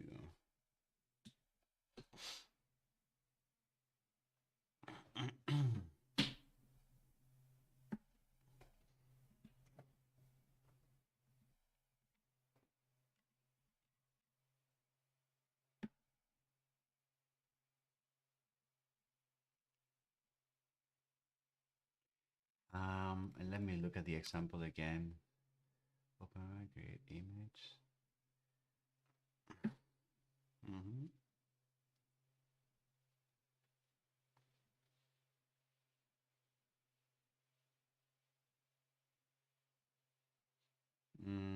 Okay. Mm. So how are we going to do this?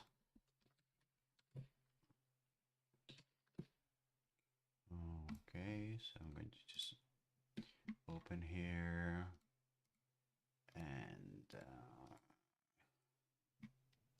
Node, Python.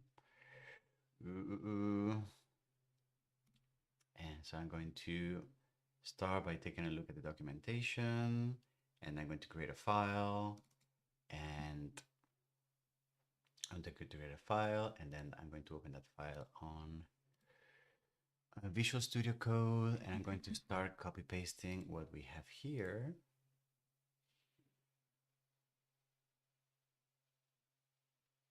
Sort of, and see how it doesn't work, pretty much. And then I want to turn that, the example into getting arguments at some point as well, which I haven't done. So, okay, so we're gonna take this video a little easier,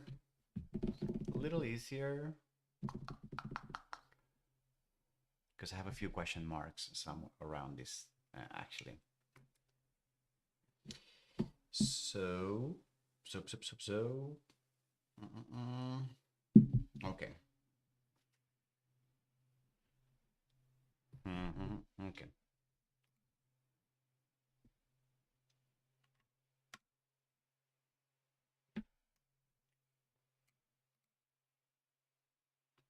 All right. So, and then the introduction, I will record it afterwards.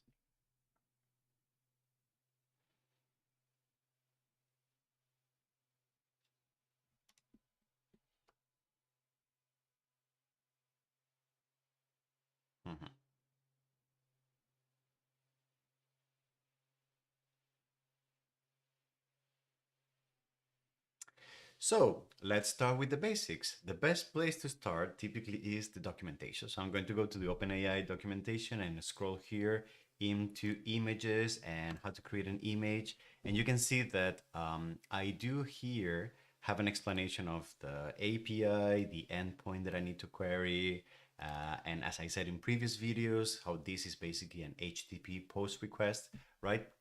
And if we scroll here, you see that we have the curl version, the Python version, and the Node.js version of the API. And if we look at the Node.js version, we can see that it's very similar to the Python one. It just basically uses this OpenAI module that gives us a fast and easy way to create that HTTP post request that is living under the hood in this module. Okay, so in this video, what I would like to show you is how to use this sample code and create your own script in Node, and also how to expand it and make it a little better, and perhaps even a way to do this with a raw HTTP request without needing to use this module. Okay, so the first thing I'm going to do is I'm going to dock this here on the side so that we keep it open. I have a folder here called Dall-E. It has the Python example I did in the previous video. It has a Node.js folder. And remember that I'm assuming for this video that you already created a OpenAI account. You have your OpenAI API key and you set it up as an environment variable. If you don't know how to do that, please check the previous videos in this mini series on how to do that. Maybe there's a card popping up here in the corner, etc., etc. So I'm going to open a terminal here. I'm going to open it in PowerShell, for example, and I'm going to create a new file called, for example, Dall-E generate.js. Okay, and this is going to be our JS file. So, for example, I'm going to say hello Dall-E. All right, and then I'm going to run this and Dall-E, etc., and we just said hello to Sally. All right. Well, then the next thing that I would like to do is apparently I'm going to copy paste this I'm going to copy all of this here. All right.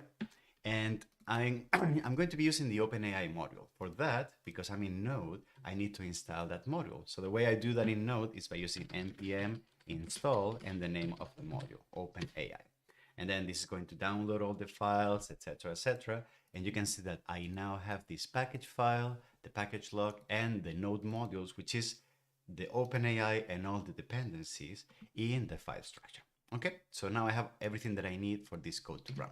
So technically speaking, this is also fetching the API key and is installing it in some kind of configuration object, and is fetching it from my process environment and from an environment variable called OpenAI API key that I already configured before. So if I were to run this, for example, maybe I should get already a prediction. But it turns out that for some reason the example code is using an await inside of a function that doesn't have an asynchronous. So this is basically, so we can't really run this example code. So let me show you how I'm going to rewrite this to make it a little better. So first of all, I like to be very systematic. So I'm going to actually get my key as a variable. So I'm going to say process.environment.openai.api.key, and let's make sure that this exists. So I'm going to print it to the console. So let me run this again, and yes, I do have my API key here accessible. All right. So as per the example, what I'm going to create now is the configuration object, configuration, and that's going to be a new configuration object with an object inside that I'm going to call, that is going to have a property called the API key, which is that same object that I just got.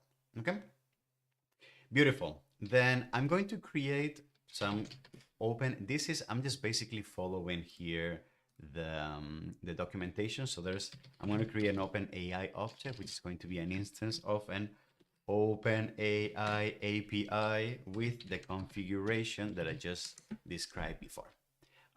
This is basically the OpenAI way of doing this. It's the way they design the API. But now what we have to rework is this, because await is basically a keyword in JavaScript that what it does is it waits for the execution of an asynchronous function, of an asynchronous call. So because this is underlying an HTTP post request, those requests are typically asynchronous, which means that when the computer executes them, it launches that request on a thread, but the computer keeps going. So forcing a wait means that you actually want the request to execute before you start going anywhere else. But in JavaScript, a wait can only exist inside of asynchronous functions. So what we need to do is we actually need to wrap this inside of an asynchronous function. The way that's going to look like is that I'm going to create, for example, a function, a variable called predict, and I'm going to call this predict base64 so that I get the base64 dump here. Oh, I'm just going to call it predict. Forget about it. It's predict. Okay. And then this is going to be an asynchronous function that is going to have this body. The body is going to be all this stuff here. So it's going to be, I'm going to create a response, and this is going to be, you know what? I'm actually going to copy paste some example that I have here, an isometric view of the city, blah, blah, blah, to just be consistent with the examples that I did before. And for the time being, we're going to get the response as an URL, just to see if it works, okay? Then once we have that, this function will return from the response that we get, it's going to return the data. Actually, just to make sure that things are working well, let me just print the full response to the console, all right? And then we need someone to call this function. So I'm just going to call predict. So once I define everything, I call predict, and let's see if this works. So I'm going to clear the screen and I'm going to say node Dall-E generate. It looks like the prediction is happening. I'm requesting 2 images, and you can see that I get a dump with all the information for the request. Blah, blah, blah, the codes, etc., the methods that I'm using. You see I got a post request, status 200. So it looks like things went well. The data was this, what I submitted. The URL was this. So everything is looking well, but what is the response? It turns out that the response is somewhere hidden in under data. Where is data? I can't find it right now, but there's a property called, there's a property called data that is the result of this. So let's actually just print the data part of the response, and I'm going to get only one image so that I'm not burning all my free credits. So I'm going to generate this, and you can see that I now have a JSON object with the URL of the response. And if I click on this, you can see that boom, I get my miniature city. That the structure of that response matches the structure that I'm getting from the documentation of the API. Okay, and if I wanted more than one image, then I would get an array of all these URLs, etc., etc. All right. So beautiful. So this is great. I can get now the responses from the model with URLs for those images. But as I did in the previous examples in this series, getting the URL is okay.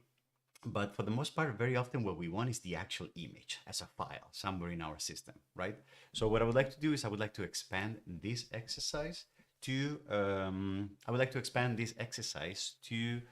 be able to take the response, and then on that response, save the images on somewhere locally on my system. The way I'm going to do that is by using what's called the Promises API. So JavaScript, and in particular Node.js, actually I think it's a JavaScript thing. So promises are a JavaScript thing, if I'm correct. But anyway, the idea is that when we work with asynchronous code, very often what we get in return is this thing called a promise. And a promise is basically an object that represents this idea of an operation that has started and that will eventually give you something, but it hasn't given it to you yet. And in JavaScript world, and this is the way to handle asynchronous programs in JavaScript. Is a very common one. And the API that we typically use for this is what's called the if then. Well, the idea is that when we get a promise, what I can do is I can attach some behavior to the promise that I get in response to this. So here I'm getting a promise. What I can do is from the prediction, what I can say is once the promise resolves, so once the data is back on my and I got it and everything is fulfilled, then what I want to do is I want to do something. And the way to describe that something is by writing a function. The function can look something like this. For example, I'm going to define a variable called response, and the response is whatever I get back from the promise, in this case, the data, right?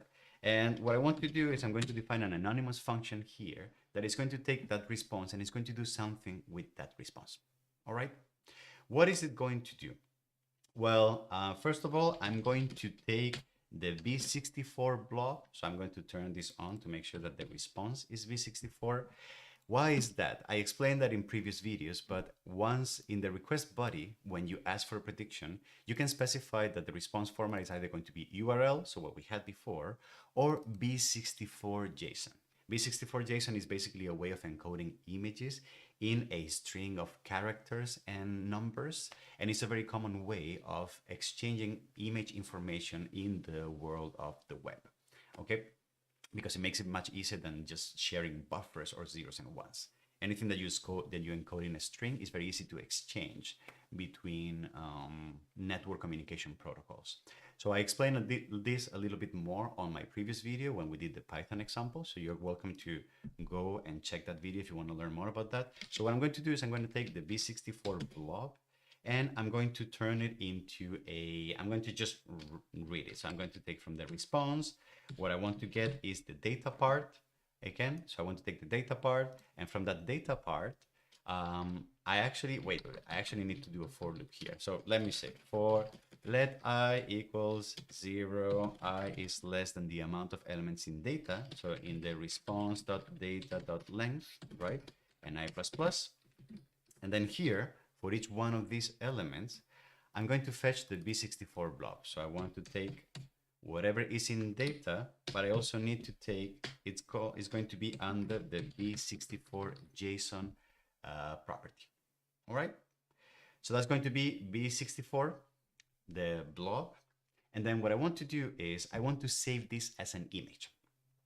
The way to do that in Node.js is by taking what I just got here, which is a string. It's just a string of characters and numbers, turning that into a buffer, or in other words, in a bunch of zeros and ones. So the way to do that is I'm going to define a variable called buffer, and I'm going to use the buffer API in Node.js, and then I'm going to use from b64, which is a string, and the encoding that I'm going to use to turn that string into zeros and ones is going to be the encoding of base 64.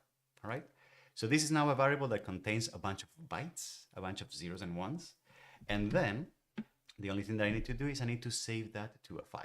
For that, I'm going to import the fs module. So I'm going to require the file system module in Node.js. And then I'm going to use here, I'm going to use I'm going to write synchronously, just because, I don't know, I could write it non-synchronously. A image, and then, for example, I'm going to use string literals. I'm going to say image underscore and the value of I. Sorry, and I need a dollar symbol here, .png. And then I'm going to write the buffer.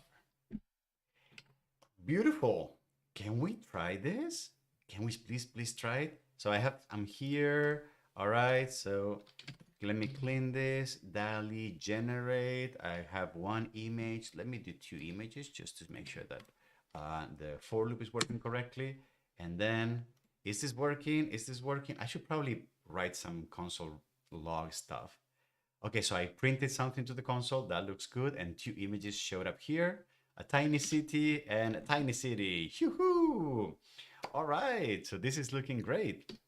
But as I did in my previous video, if I were to now run this again, these two images will be overwritten. So I'm just going to make sure that I create here a file name that somehow has a timestamp so that I don't constantly overwrite images.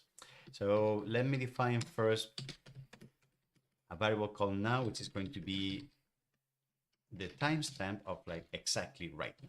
All right. And then here I'm going to say the file name is going to be something that is going, excuse me.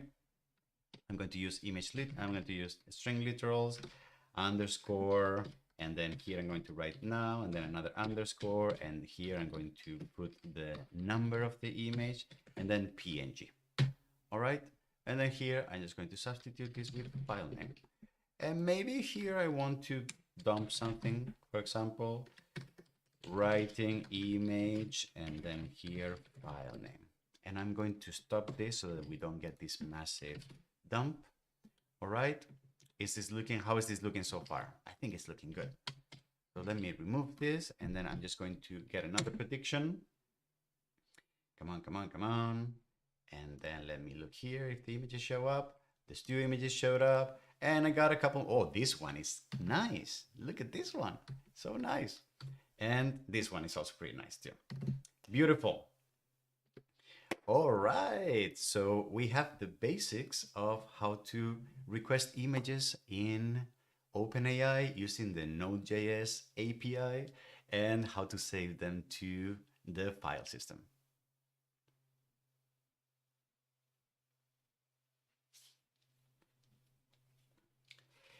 And then what do I want to do now?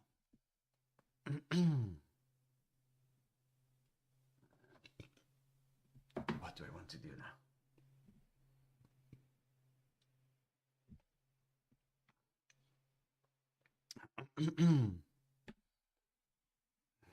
I want to use arguments for this. So, okay, I was looking up yesterday. I have to actually write this because I haven't tried npm.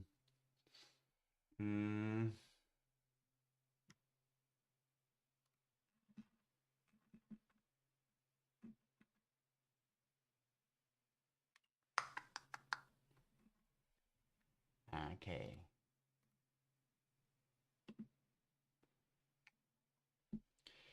And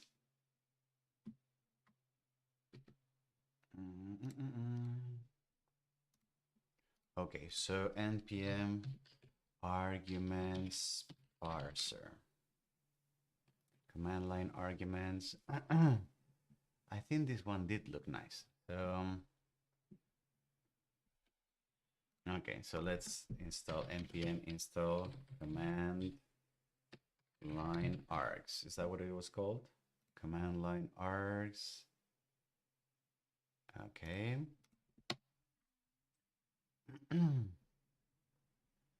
All right, and then command line arguments here.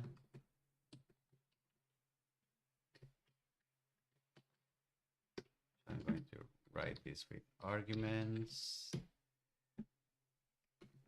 command line arguments, option definitions.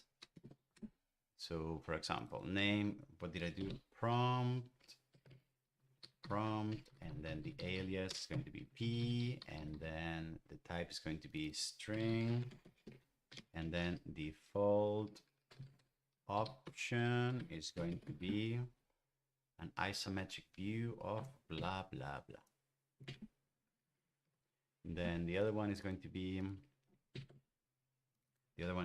size, the alias is going to be S, the type is going to be number, and the default option is going to be 256. How are we doing down there?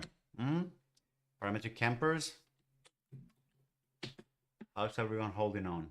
And then what did I do for the Python example? What did I do? I did size and I did number. Number and number default option is 1. And so that's an array of objects. No, what is that here? Format document. No. Okay.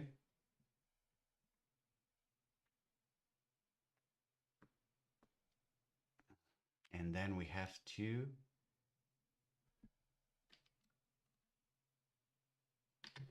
create here options, and then options dot what prompt, and then here options dot number, and here I guess we'll have to do options dot size, and then times options dot size, and then we don't want this, and then this is going to be v64. Okay, and then here you should be able to now say node Dall-E arguments, and then prompt should be, what is it going to be? A tired professor typing code on the screen. The size is going to be 512, and the number is going to be 2.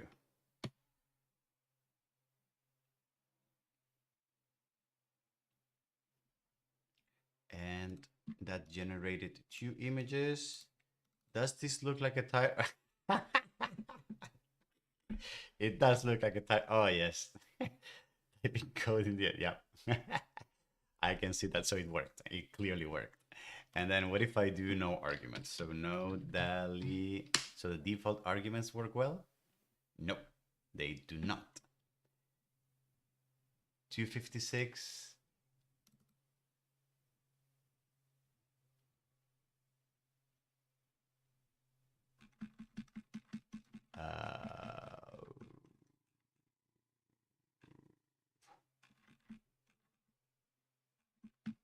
Yeah, that didn't work out. So I guess I'm not doing the default arguments correctly.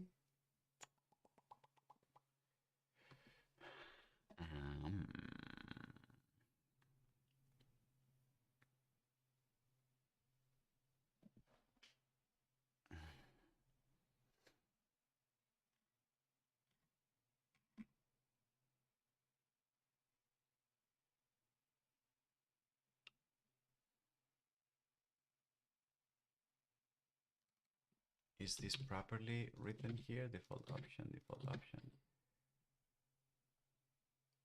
I wonder what's going on here. Can we? And then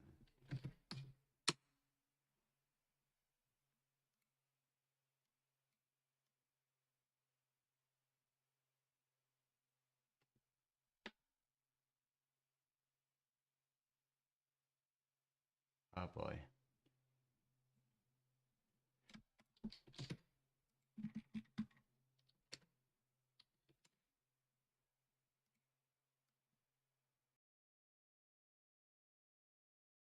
With status 400 options.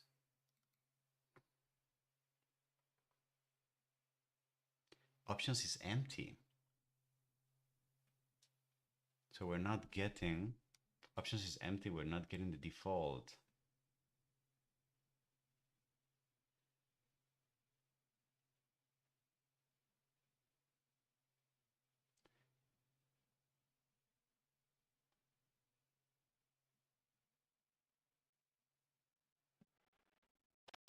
Why are we not getting that?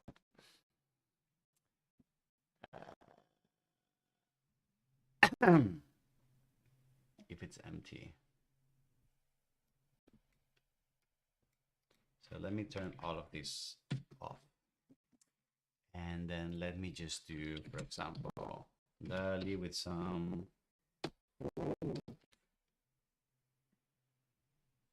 unknown option, B, blah, blah, blah. And then we get the prompt. but then foo doesn't get an option. But then if I don't do it with arguments, then the option is empty.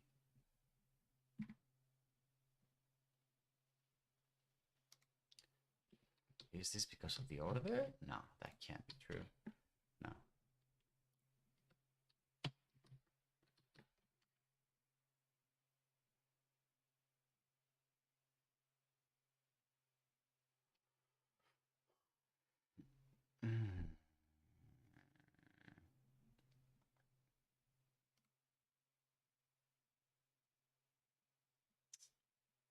Oh boy.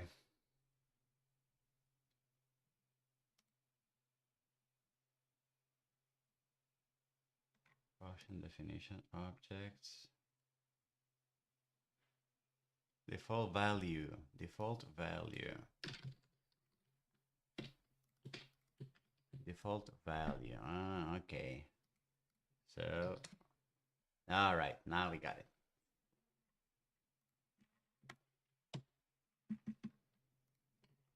So now it works without the.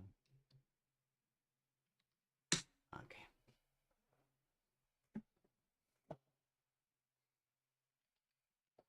Mm-hmm.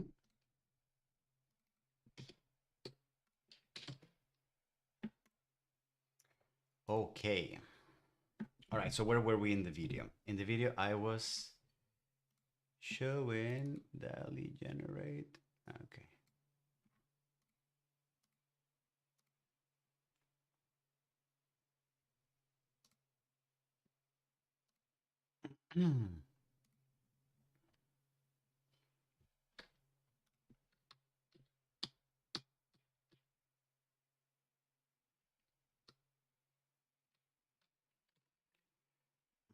Okay.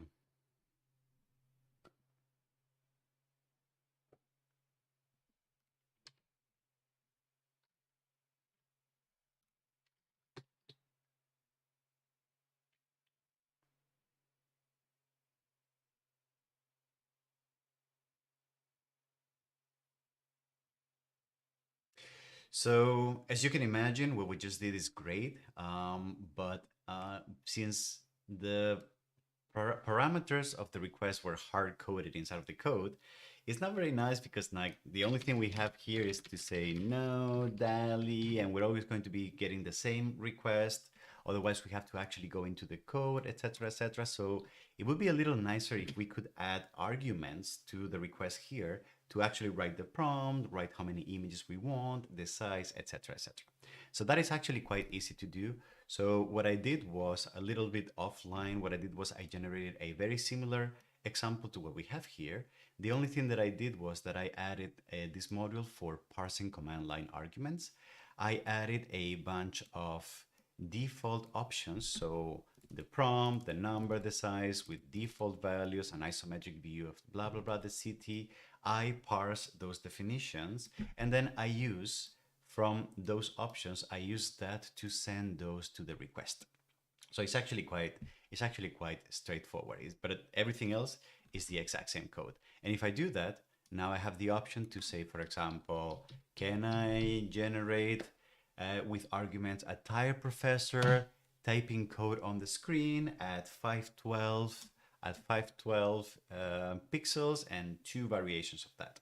So, and if I do that, you can see that I now just generated this tire professor and this tire professor writing code in it, whatever this is, you know. so yeah. Beautiful. So it's very easy to add default values and to add this kind of parameters to command line parameters. The other thing that I would like to show you as well is, well, as we said, we're right now using the OpenAI module, and which basically gives us a very easy way to just create this asynchronous function, query the image, create some configuration, load the API key, etc., etc.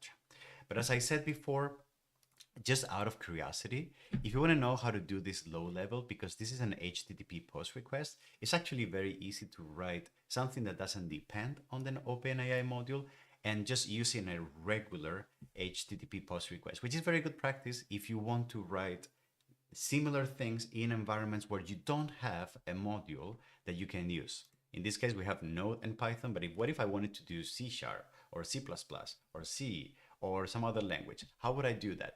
Well, let me show you an example of how that looks like in Node.js.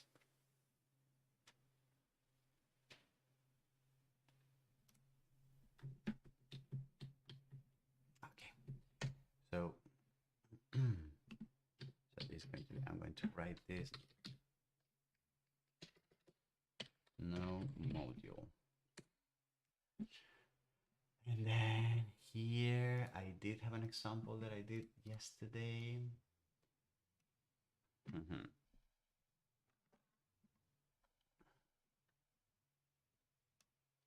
So this, I'm going to remove this.